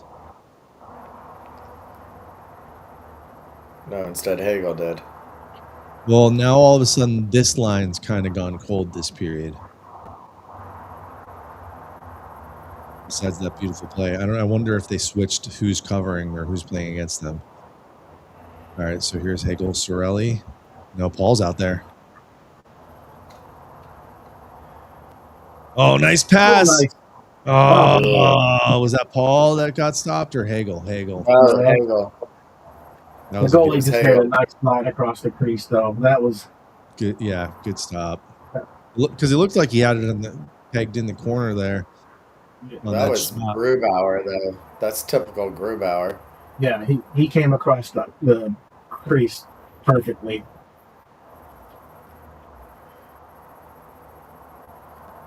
Do the ads on the boards bother you guys? I still see people bitching about ads on the boards, and I'm like, am I the only one that does not pay attention to the ads? I don't even notice them. Yeah. Ooh. I didn't notice until you just said something, and now I'm going to be bothered the whole game. Jersey Mike's. Now I'm just hungry. Seriously, I don't get why people are complaining about this. I didn't even know they were on the glass till somebody pointed them out. Icing, 23 seconds left in the second period. That's going to be I'm going to go pee. The period's not over, Scully. We might be a little behind. That's just a really good play by Grubauer. He didn't have it quite lasered in on the corner like I thought. No. Still a good save.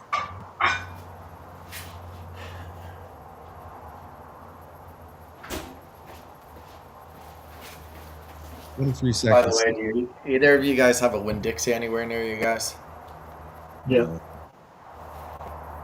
They have Bailey's flavored whipped cream cupcakes. If you like Bailey's, they're delicious. Only from a short. I like Bailey's in my drink, my cupcakes. Oh, it is delicious. They also have a Oreo whipped cupcake too. Why was that icing? Yorkshire. No, it's the end of period. It's the end of period.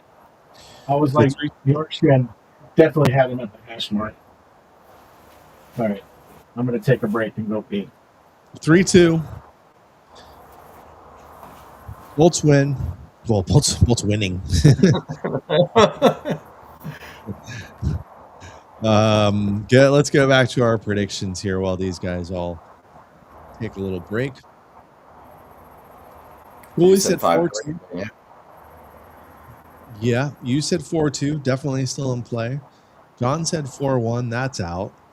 I said 5-3. So we're still on track here. Let me refresh here. Just this folks.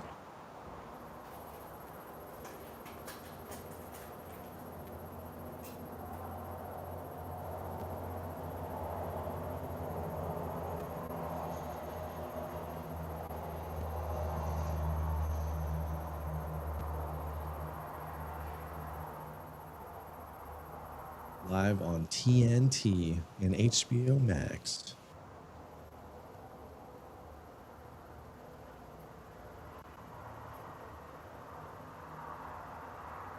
All right, let's see what we got here. I'm pulling up the stats.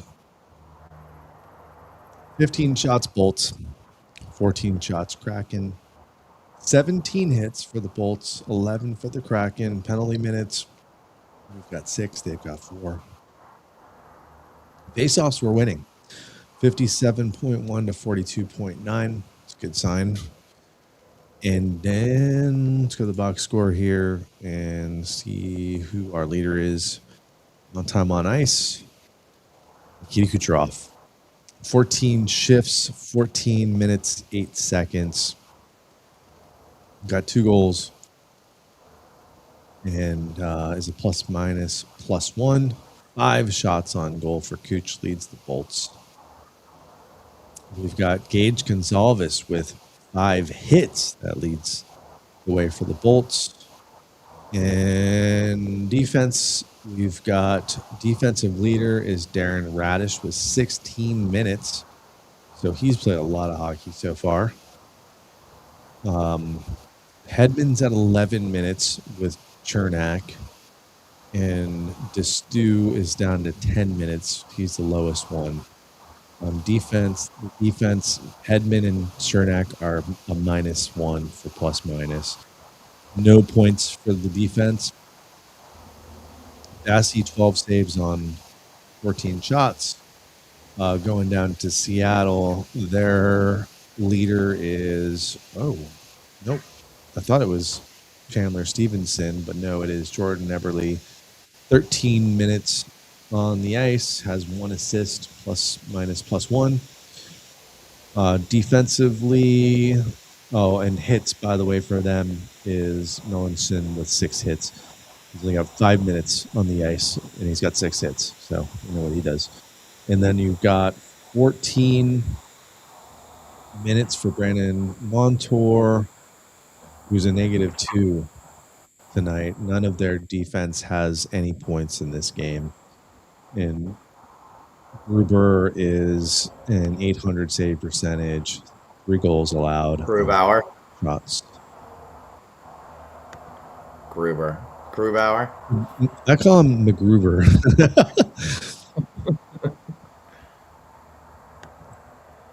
So, closer game than we would like.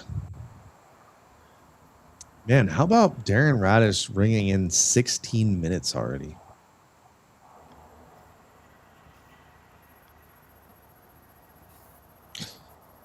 Did you see?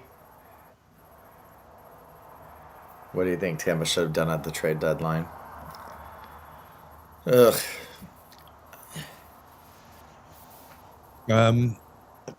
Honestly, Eric and Thomas convinced me on our show a couple weeks ago that we should have got Trocheck. Yeah. Nobody got him. They wanted too much. So did you see Jay retweeted it 12 hours ago, but Nathan McKinnon yesterday talking not being happy with his team right now? No. We've been making so many mistakes. We've been making so many mistakes. We've had a lot of new guys and a lot of old guys out. 7D, I don't like 7D. Different D pairs. Every shift isn't great. The flow is off for sure. Why would he not like 7D? Less time for him. 7D means he double shifts, though, doesn't it? No. He would have less. Well, they're not playing a defensive player as a forward. You have 7D, that means you have 1 less forward. So who's playing the extra time on forward? They're not playing a defender at forward. They're playing him. No. He apparently doesn't like it. He's always been a whiner. But that's also there's a hint of leadership there too. Right? Where they're still the best team in the league standings wise, right? So Bolt's breakdown just said he's watching us. Survive the long change, got to close it out. How about Gonzo? He's a great forechecker, quick hands, elite vision. We're just gonna make a Listen, Boomer. Anytime we talk shit about a player, except for Hedman, they always do good afterwards. All right, so who are we got to talk shit about that's going to score the game-winning goal or the next goal for the Bolts? I think I gotta keep going after point. Like, I'm sick of this guy not shooting the puck until he gets in. Corey Perry's got to be in the mix here somewhere. He's been in every game, somewhere in the mix. Yeah, but he's played 8 minutes. He's barely even playing. You know what's crazy? This is crazy. Gonzalez has played 8 minutes and 5 seconds this game. It feels like he's played 15 minutes this game. Token Dave said Ratties do. He is. I agree. I think York Strand's going to score. Yeah, right. If one of the old Yanni. Seattle guys. Yanni. I'm still gonna pick on Point a little bit. I think he He needs said to. we need to talk more shit about Yanni or Bjorky, and let's get a revenge goal to close us out. I could see that happening. I could totally see one of those guys getting a goal here. But again, third and fourth line guys. I think it's going to be a top two line. Obviously, It usually happens against us whenever we do a welcome back video. They end up scoring or factor in some kind of scoring against us. So, Yanni and Bjorky got their welcome back. Let's do Gord with the goal, Bjorkstrand with the assist. you think they're going to change them and put them on the same line for the third? Hey, they had them earlier. Coop. He likes to shuffle those lines. Especially there was no scoring for the last 19 minutes of that period. Well, I do think that defensively they did change something up, at least the matchups wise, with that first line, because we were killing them with that first line. With 57 seconds into the second is when Cooch scored. So the other 19 minutes and it's 18 minutes and 3 seconds. They kind of shut down the line after that, though. So, we'll see. I don't know. I'm going to keep an eye on that first line. I didn't really pay attention to who's covering them, but they did get shut down in that second period after that goal. So, time for the rest of the team to step it up. Token opened his Black Heritage mystery puck. That was a cool logo. I think all the logos that they've come out with for the. Oh my gosh! Did you see they just came out with the Pride one, and people are. Yeah. Someone commented. So, are you gonna do a woman's jersey, a Black History jersey? And the Lightning came back and replied, "We did do one for all those." It's like, oh, don't you feel like an idiot now? Yeah, that's just a dumb fan. That's actually just not a fan. That's just somebody that's trying to pick a fight. Oh yeah, because you know that they do all that stuff. To finish Token's comment here, got the Hagel puck. So Hagel snipes one here. I can see that happening. His first double, so we got two of them. What's that mean? I don't know what that means. It's like a double cheeseburger with pucks. He got 2 pucks, and both of them were Hagel. Oh, okay. I've never got a mystery puck. I haven't in a couple of years because they're just charging outrageous now.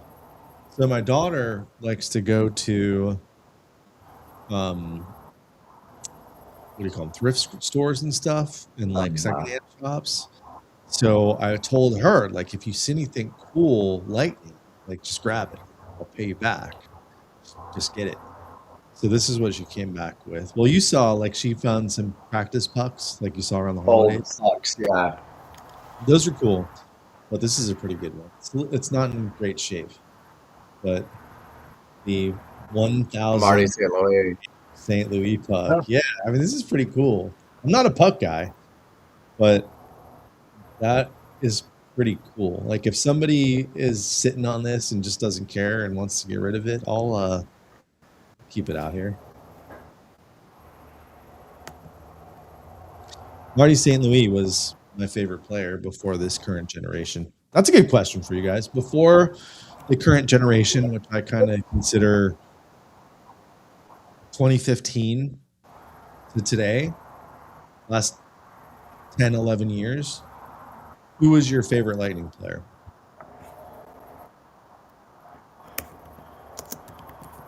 I have two.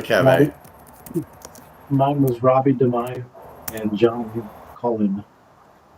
Well, you're going way back. Way back, way back. Mm-hmm.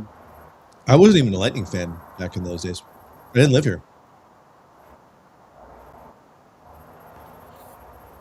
My original was Chambers. Chris Chambers. Chris Chambers. Yeah. That was like the Someone's got a 93. Sorelli autographed Black Heritage puck for $60.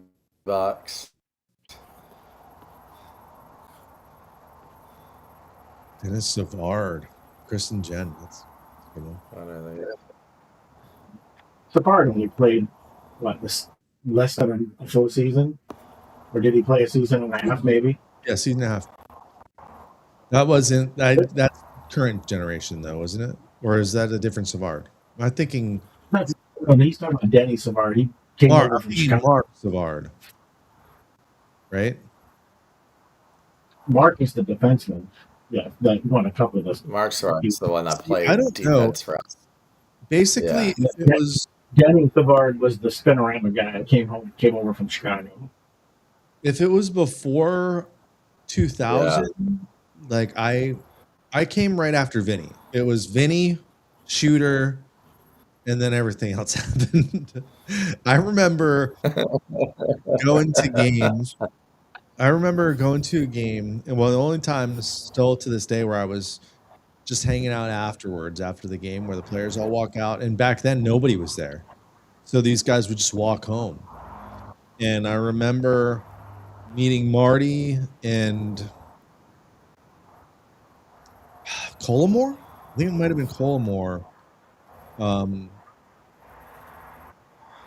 Walking home. And I talked to him for a couple minutes. And this was before Marty was Marty. Nobody knew who he was. It was like, this little guy plays hockey?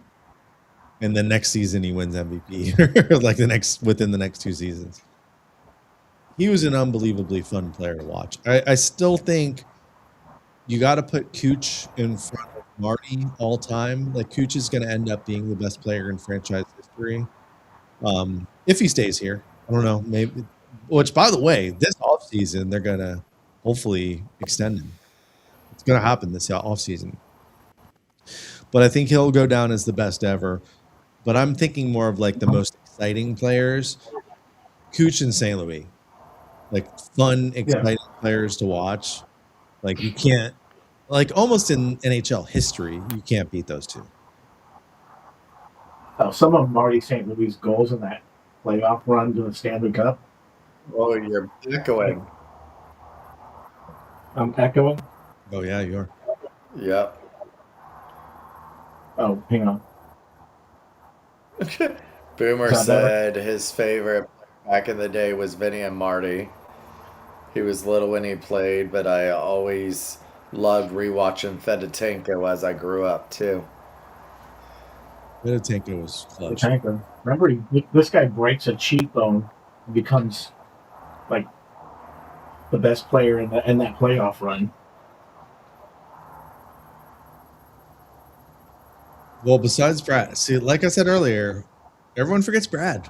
Everyone forgets Richard. It's like he was such a key piece, especially when he was on fire in Token Dave, Ciccone was fun to watch. I mean, Dinger was fun to watch for the team. And we've got the opportunity to now interview him twice. And Andre. He's good. Wall. I mean, think about it. Those two guys were on the same team. Yeah. They had the same job, essentially. No, the third has not started yet. Third should be starting here soon. You got to time it up with us. We're a little behind. Or just jump on the Discord. And by the way, we will be live tomorrow night, 7 o'clock. I'm going to kick it off with my new co-host, Deandra Lou. Thomas Schooley needs a new job now. Thomas will. Oh wait, this was a job. Yeah, remember all the perks you get. See my MS hoodie from Sonia. Sonia gave me this. This is the most comfy hoodie I've ever had. good because this is the last taste of winter, hopefully, that we're gonna have. No, we'll get one more. All right, Esteban is up there in Maryland. Favorite Lightning players: Vinny in St. Louis. Even though it was before I got into ice hockey and Lightning like I am now. No. Yeah, I lived in Maryland. The first time I ever heard of the Tampa Bay Lightning, it was because a kid on my bus when I lived in Maryland had a Tampa Bay Lightning starter jacket. The pullover, the classic pullover starter jacket. And this would have been like 92, 93. Like, I don't think this kid had any ties to Tampa. I think he was like, oh, that's a cool logo. That's a cool team. And everyone was getting starter jackets back then. So I just remember that kid wearing that starter jacket. And then I went to my first Lightning game when I moved down here, and nobody was going back to games back then.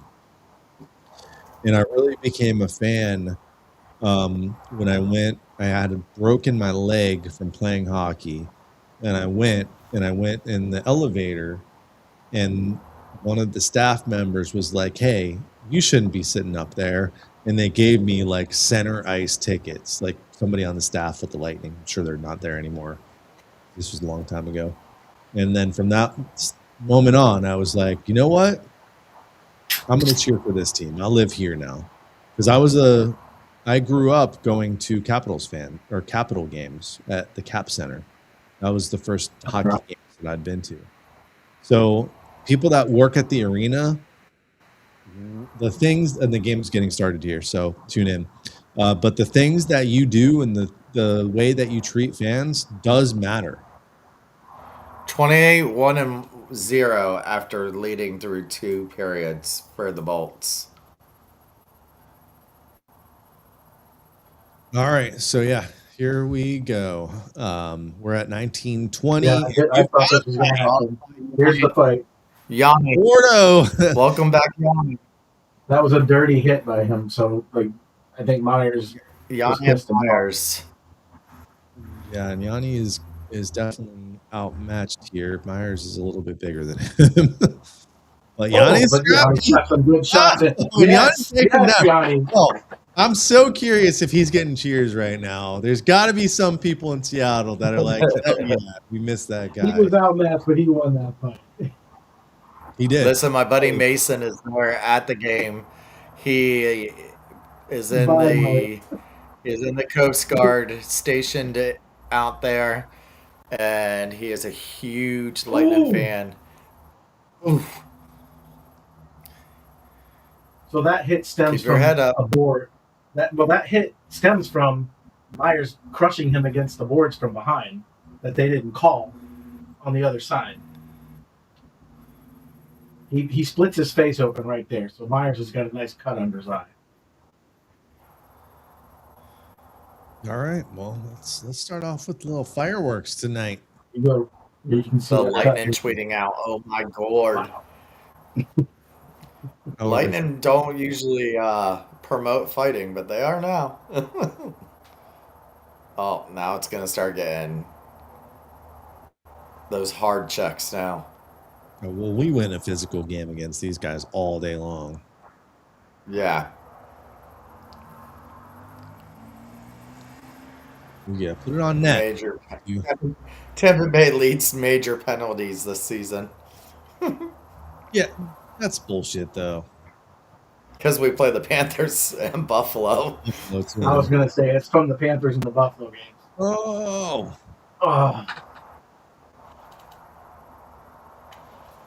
And I'm lagging like crazy. Is your feed lagging? Nope, it's you. It's like your mic. Is my mic still bad? There's something going on with it. It's what mic? It just sounds like you're in a tunnel. I don't know if it's not connected or what. It's fine. We'll survive. It's fine. We're fine. Everything's fine. As long as we win this game. If not, then fuck your mic. Lightning leading in shots on goal again, 16-14. Oof. I don't like these 1-goal games because a little deflection here or there can make the difference. Hedman with the bad outlet pass.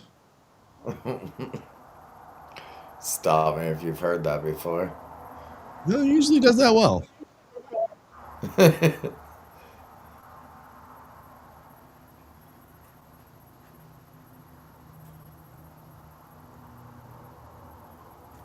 Ugh. Good save.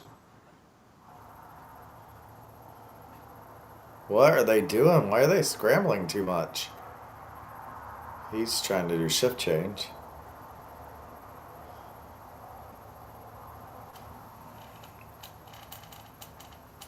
Oh, turnover.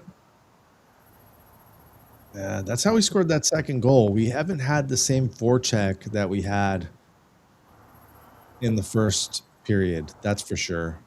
And I wonder if that's something they talked about in intermission because, yeah, that forecheck just stopped in the second. That was Bjorkstrand. Horrible giveaway there. Old ass Corey Perry bringing it in. That's the worm. That's my only problem with Perry is he's noticeably slow as well. But that's fine. If he can just make it to the front of the net and deflect some goals in. Right. The Walker can only go so fast on that ice. He still has better angles than Hedman. And honestly, I think Nick Paul slows down the team a little bit too, if you're talking about team speed. He's not the quickest. Yeah, yeah. But I think he's a bigger guy, though. I Here think we that's go. his problem. Ooh.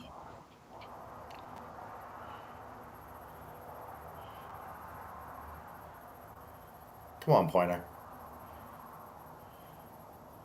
Moser. Braden Point, he's not shooting. Sorelli. Oh! Oh!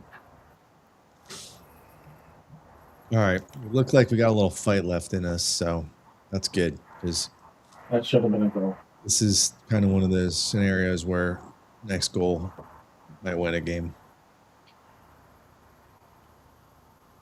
Oh, come on. 15:37 left in the third. 3-2 Bolts.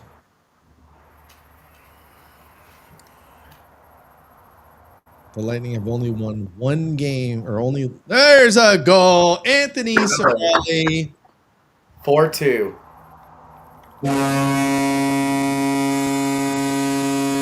What'd I say about that forecheck?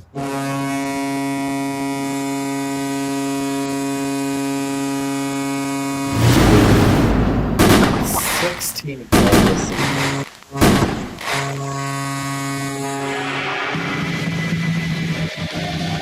Hey, respect for TNT for showing that save on the other end by Vasi first. Ooh. Sorelli, no doubt about that. And yeah, there's I saw the comment, TNT malfunctioning there. We just caught up. All right. TNT just had a seat. Something happened in that locker room. This is a different team than we saw at the end of that second period. And I'm going to change the score here. Don't you worry. It's a manual process. Cooch and Hagel with the assist. There's my assist from me. Was that Hagel with the turnover there? I would like to see that again. Yeah. But again, forecheck. The forecheck disappeared in the second period. And we've seen a different team. You can't give up a quick goal. No. Not right like after scoring. Not like they did last period. So and don't do this safe stuff. Stay on them. Score the next goal. No, because you know they're going to pull Grubauer. TNT has no sound right now. Goals. Are you saying our broadcast is actually better than TNT right now? I went from my mic. Nobody's saying that. That's a rare one. I gave TNT my mic. No, your mic can't hear you. Apparently TNT is out. Well, actually, I can take it off mute. Yeah, there's no sound on TNT right now.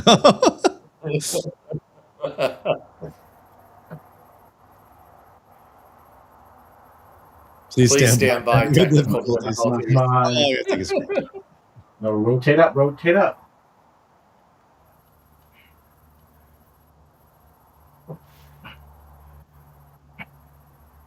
Eric says Kucherov has his third consecutive road game with at least 3 points, which is the third time in his career he's accomplished this to become the fifth player in NHL history to have at least 3 such streaks. Gretzky, Lemieux, Yager, and LaFontaine. Some good company to be with. So you got the assist. I want to know how people figure that out. Well, they got crazy stat. That guys. Listen, they have the guys that can tell you how many times they scratch their balls during the damn thing. That's a baseball stat, okay? They have every damn stat there is. He spit the most in Major League Baseball this year. That's a nice play. Oh, come on, Gage. It was a nice kick, though, to keep it away. Yeah, that was nice. I will give Gage that. Good job. Good shot again. Oh! I should have had that one. See, totally different. When you start forechecking, it's a totally different game. Oh, there we go. It's okay. Dump it in. Make the change. Good shift here by the second line. We need the second line to start scoring some goals because obviously that first line is going to stay together.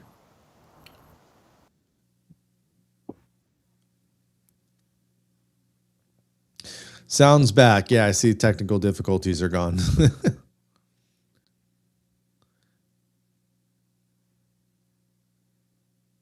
I still tweeted about it, though, just to talk a little crap.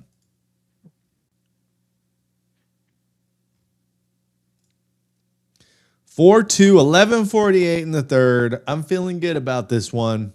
How are you guys feeling? Oh, we're good.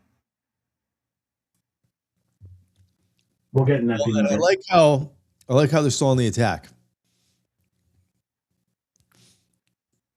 Let's pull up some stats here. I want to see where Cooch is at in the whole race, the points race here.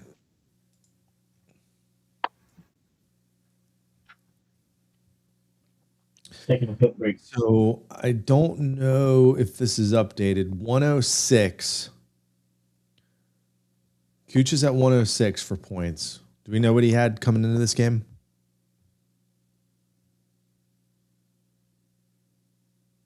No. While John's gone, let me pull this up. What was that? Cooch has 106 points. I don't know if this is real time updated on NHL.com. McKinnon's at 110. McDavid's at 115. Do you think McDavid? Yes. Do you think McDavid will slow down or score more? Yeah. Oh yeah. Without Draisaitl, yes. McKinnon's going to keep going. McDavid hypothetically goes down. But hey, it hasn't always been who leads the league in points, who wins MVP. Saw a goalie win last year. Yeah. That was bullshit. All right, so here we go. By the way, if you are just joining us now, not our regular show. We do a regular show on Wednesday nights. It is me and Deandra Liu, my co-host, tomorrow night. And maybe we'll have guest Thomas Schooley join us at some point. But we'll talk to Deandra, who is with the Hockey News, the Hockey Writers. Figure it out by tomorrow night at 7. And we'll talk to her about the last week of Lightning Hockey. And then I am probably going to be back on Thursday night. I don't know if these guys will be with me. Maybe Tate will be on. But we'll probably be back. I'll probably be back Thursday night at 10 o'clock, enjoying a Lightning game versus the Vancouver Canucks. All right, 11:25 left in third period. The Bolts are in their zone, keeping that forecheck up. There was definitely a good talking to in that second intermission because this team is not the same team that finished that second period.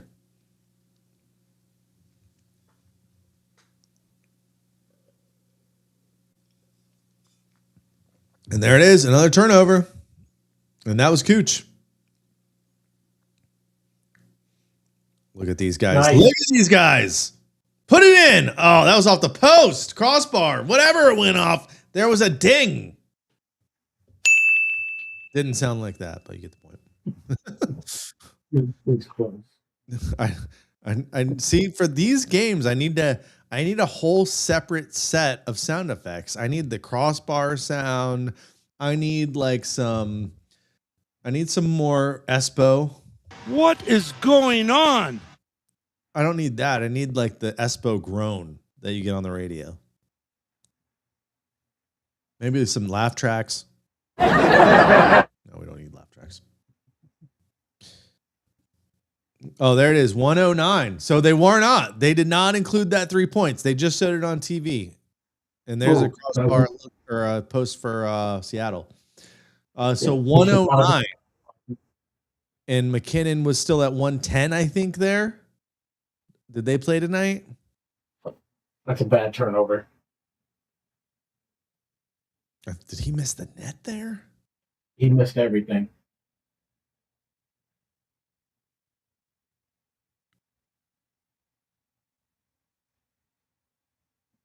All right, come on, guys. This is the test here. Can we play defense? There we go. Way to get it back. Slow it down. Here's the breakout. Chernak dumps it in. We're skating so much faster now. Oh, Hedman actually stepped up and made a play. Not on purpose. Yes, he did. He just said, "Oh, look where I am." Every squirrel finds a nut job right away. He still thinks he's up in Detroit.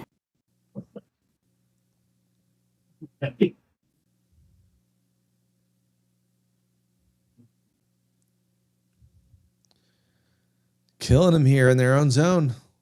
They can't get it out. They do.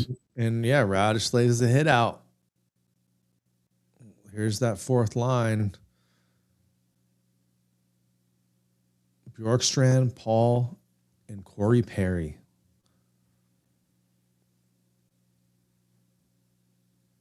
What do you guys think of Geeky going back down? I don't think he's fast enough for the NHL. I don't think he's not ready yet. Yeah, I'm with you.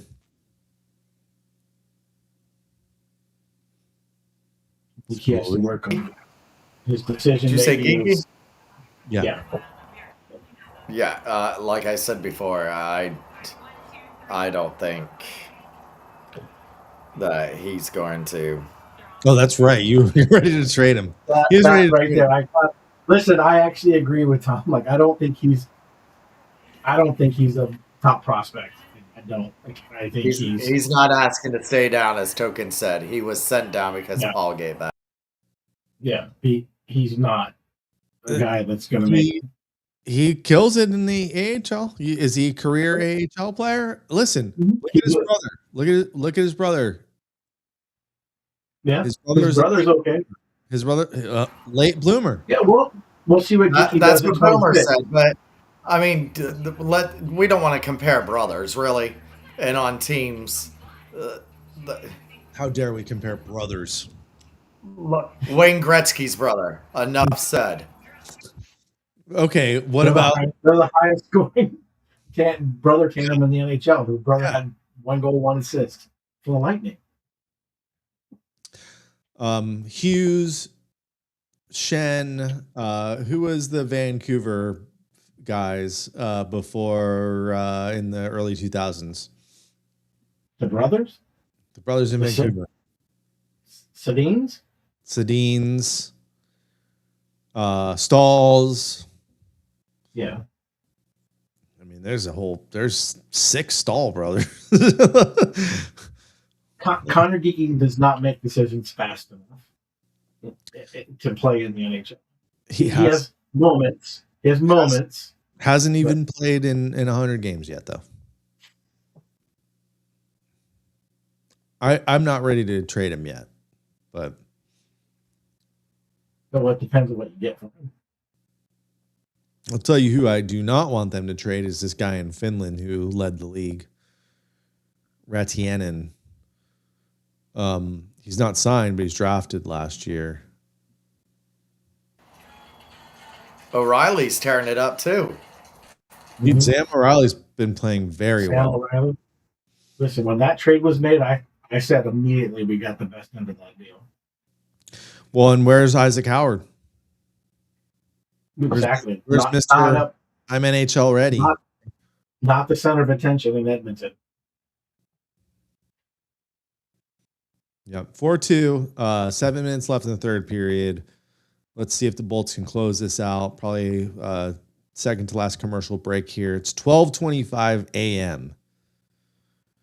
We've got this is the first of 4 straight 10 p.m. games. Let's go through it. Canucks at this point is tomorrow night.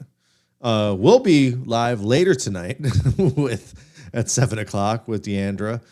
We've got Saturday night with the Oilers. Can't promise you I'm going to go live for Saturday night. And then, no, it's an 8 p.m. versus Flames on Sunday. I don't understand why that Saturday game's not an afternoon game in Edmonton.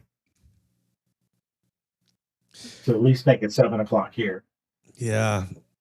And then looking ahead, Bolts come back. If you can, if you want to go to a game right above John's head there, you can see our code. Strike 20 gets you $20 off SeatGeek. So if you're looking to go to a game next week or concert or anything coming up, Rays game, got some Rays games coming up. Go use our code. You can get $20 off your first time on SeatGeek.com. But we do have the Wild coming to town. That's going to be a good game. Wild always match up against us well. Quinn Hughes, awesome player to watch. 8 straight games at home. Yeah, we have a huge home schedule. Well, we've got the Wild. That's a 7:30 start time. You know I love those 7:30 home games. We've got the Kraken on Thursday, the 26th, coming back for the rematch. We got the Senators Saturday, the 28th. We got back-to-back Predators. Stamkos comes back to town. Scully will be there. Nipples on the glass on Sunday, the 29th at 5. Then we've got the Canadians coming to town on Tuesday. The Penguins on April 2nd. Don't forget the bucket hat. The Bruins April 4th. That's 7 straight at home. Where do you put Johansson? Against the Senators or against the Predators? Senators. Me too. I'll put him against the Senators. Oh, good chance there for Sorelli. I'm telling you, this new first line is going to be the first line for the rest of the season. Point's going to have to figure out how to anchor that second line.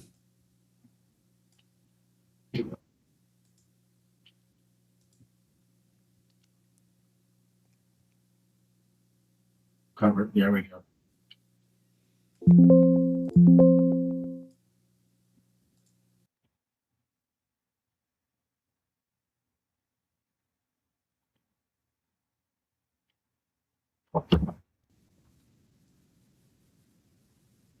We lost Shooter again. So it's the best. Yes, that's the best time of these is when we lose him.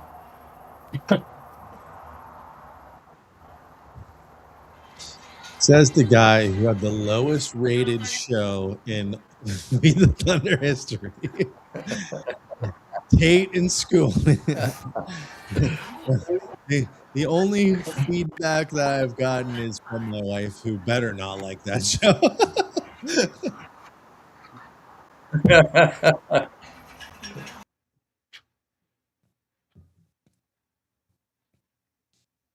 All right, 5:58 left in the third. I keep having to upload or reload my browser here. I keep losing chat. I keep having to do it for the game. You're probably having to do it when I do it. That's the problem. I've completely lost the actual feed to the game on Discord.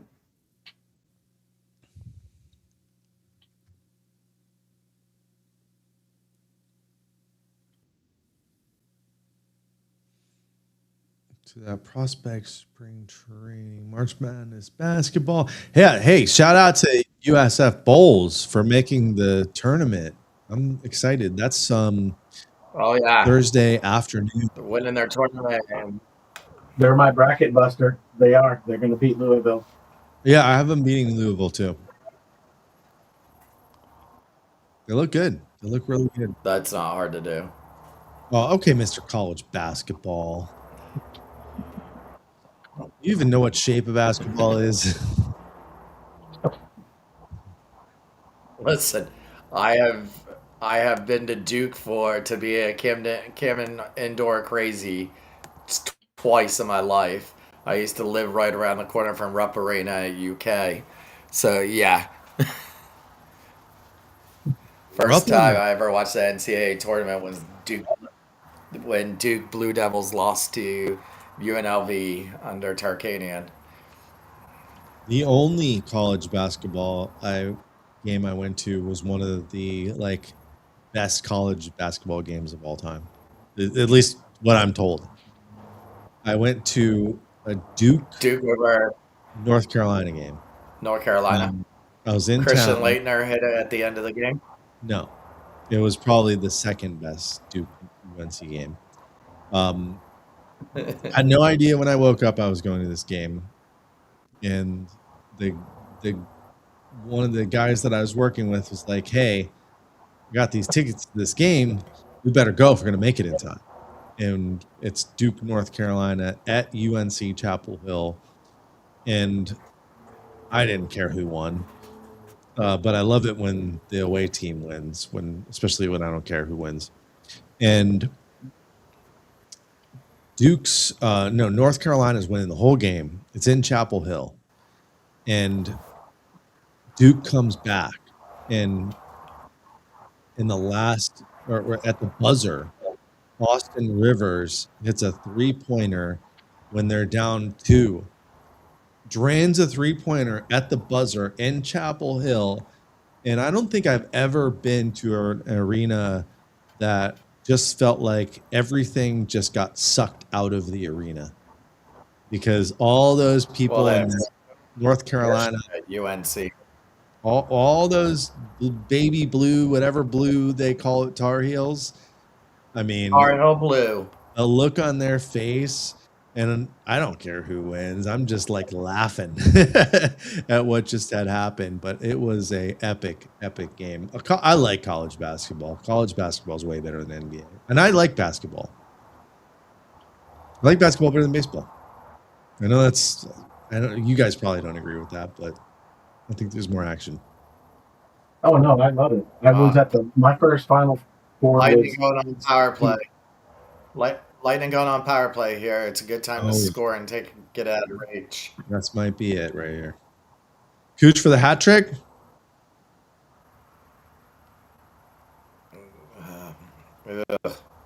You know we like to feed guys for stuff like that.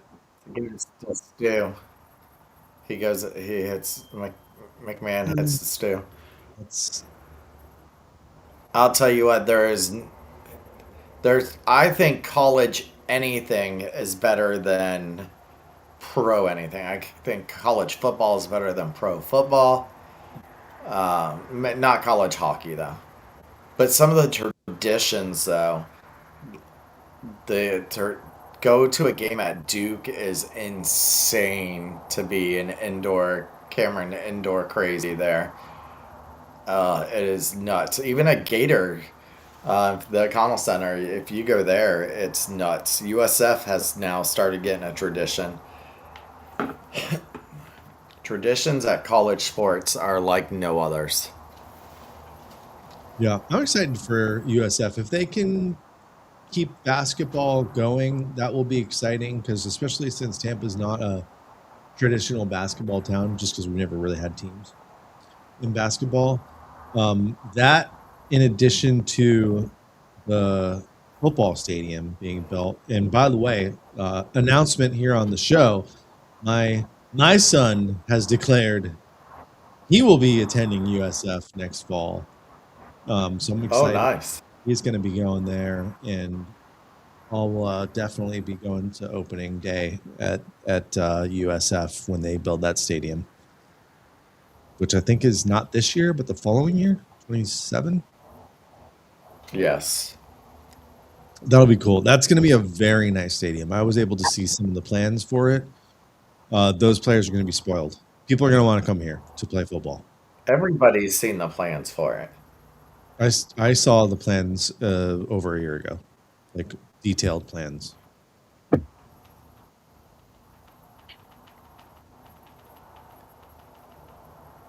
Like they have hydrotherapy rooms and red light rooms that have like 70 plus inch TVs. Red lights. That's all around. The O district.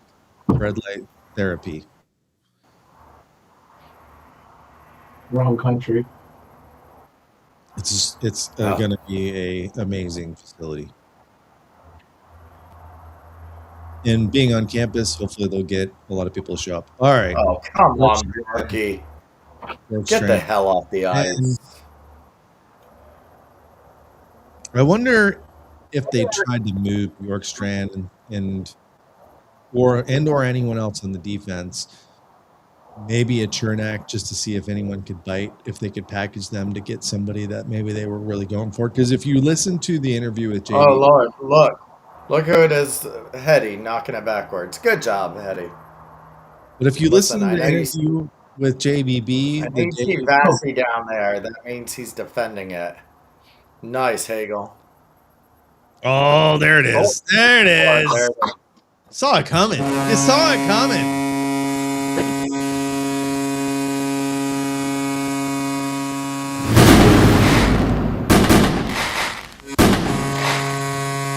You know, Hagel had to get a goal too. If everyone else is scoring on that first line, you know this is. It's Cirelli's getting one. Hagel has to get one. Still a power play goal, right? So they've that's a nice pass. Like, listen, rewind. Yeah. I saw it. Hagel. Oh no, that was Gage. That was Gage. Who had the first pass though? Did Cooch get another? Cooch got another. Yeah. So he's tied with McKinnon now. Just like that. 4.9. 31st goal this season. 4 points tonight for Hagel. Look at that. Hot damn. Hagel has 4 too? Yeah. So let's see. How do we catch up with the Sabres? Sabres Golden Knights still 1-0. Well, how did we catch up? Something happened in that game. There's 5 minutes left. Something happened in that game. Oh. I just happened to look down at my phone and we're a little ahead.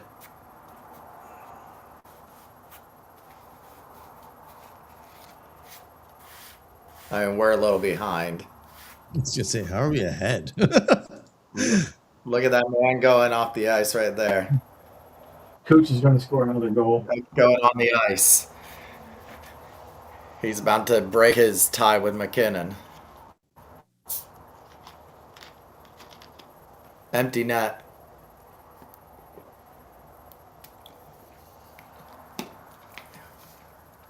There's your hat. Yep. Cooch is like me. If there's an empty net, I'm on it. Throw those hats.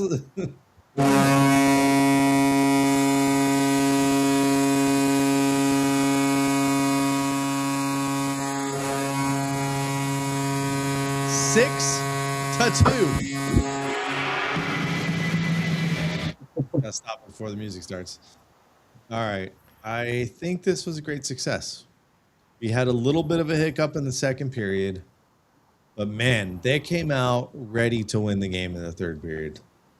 This was a different. They did. Tampa Bay Lightning are gold. Cooch looks like guy. Went off his own guy. Cooch, when that empties. Oh, did you see the hat come down? Somebody threw their hat very early there. So there you go, Cooch with the hat trick. 5-point night for Kucherov, and Cirelli got the assist. So Cirelli's got 3 or 4 tonight too. Gage has 2. Could you imagine? I know a guy who wanted to trade Gage. Hi, it's me. I'm the problem. It's me. Well, my co-host tomorrow is Deandra Liu at 7 p.m. tonight.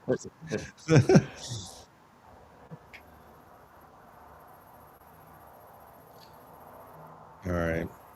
Well, this worked out well. MVP right there. Good period. It's got to be what they're talking about right now.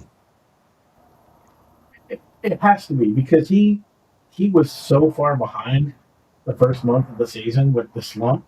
It's like he took off for a month and still he just literally took off. Yeah, like he wasn't in the conversation in the first month. He was how many points behind everybody? And was the only person not in the Olympics. Right, exactly. So he didn't get to play for those 2 weeks. Yeah. But yet he was skating every fucking day. I mean, and that's that you heard he didn't leave. This is one of the first years he didn't leave back to Russia or anywhere for the off season. He was doing ice at Brandon. Other players were coming to him to work out. We've heard from work with other players. He went from 15 points in 10 games to 20 in 11 games in one night. So there's 4 behind McDavid now. Awesome. And I don't see McDavid going without Draisaitl as far as he's been going. Look at this. 30 goal seasons, 9. 40 goal seasons, 3. 100-point seasons, 6. Holy shit. Jesus. And rarely gets talked about. What round was he drafted in? He was second. He was still a second rounder. Was he? No, I thought he was like late round, but I thought he was 6th round.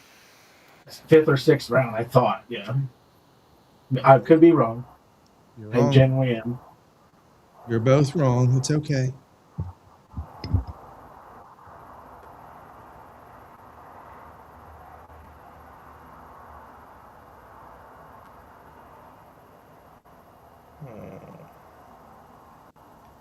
Oh, he was the 58th pick. Drafted in the second? Well, it's almost like the guy who hosts the podcast about the Lightning knows about the Lightning. 58th overall in 2011. At the second round? Just remind me about how that works. Shut up. You're going to break your own shoulder patting yourself that hard. My arm's not long enough. He doesn't get things usual right. Yes, I do. I do way more than I get credit for. It was Point that was a late round draft pick, right? Point was 3rd, I think. 3rd or 4th round. Yeah. It was the lot was really late. Johnson was undrafted. They've had plenty of guys that were very late picks. What a game, though. So Kucherov, 3 goals, 2 assists. Hagel, a goal, 3 assists. Cirelli, goal, 2 assists. Gage, 2 assists. What did they take? Didn't he have the goal? No. Yeah. He just had the assist. 2 assists. Gage had the first goal. 100%. There's no way that was anyone else's goal. Point to Then Gage. why is Benjamin Pierce saying that he didn't get the goal? That's got to be wrong. 3, 4, 5. So that's it, guys. 6-2 official.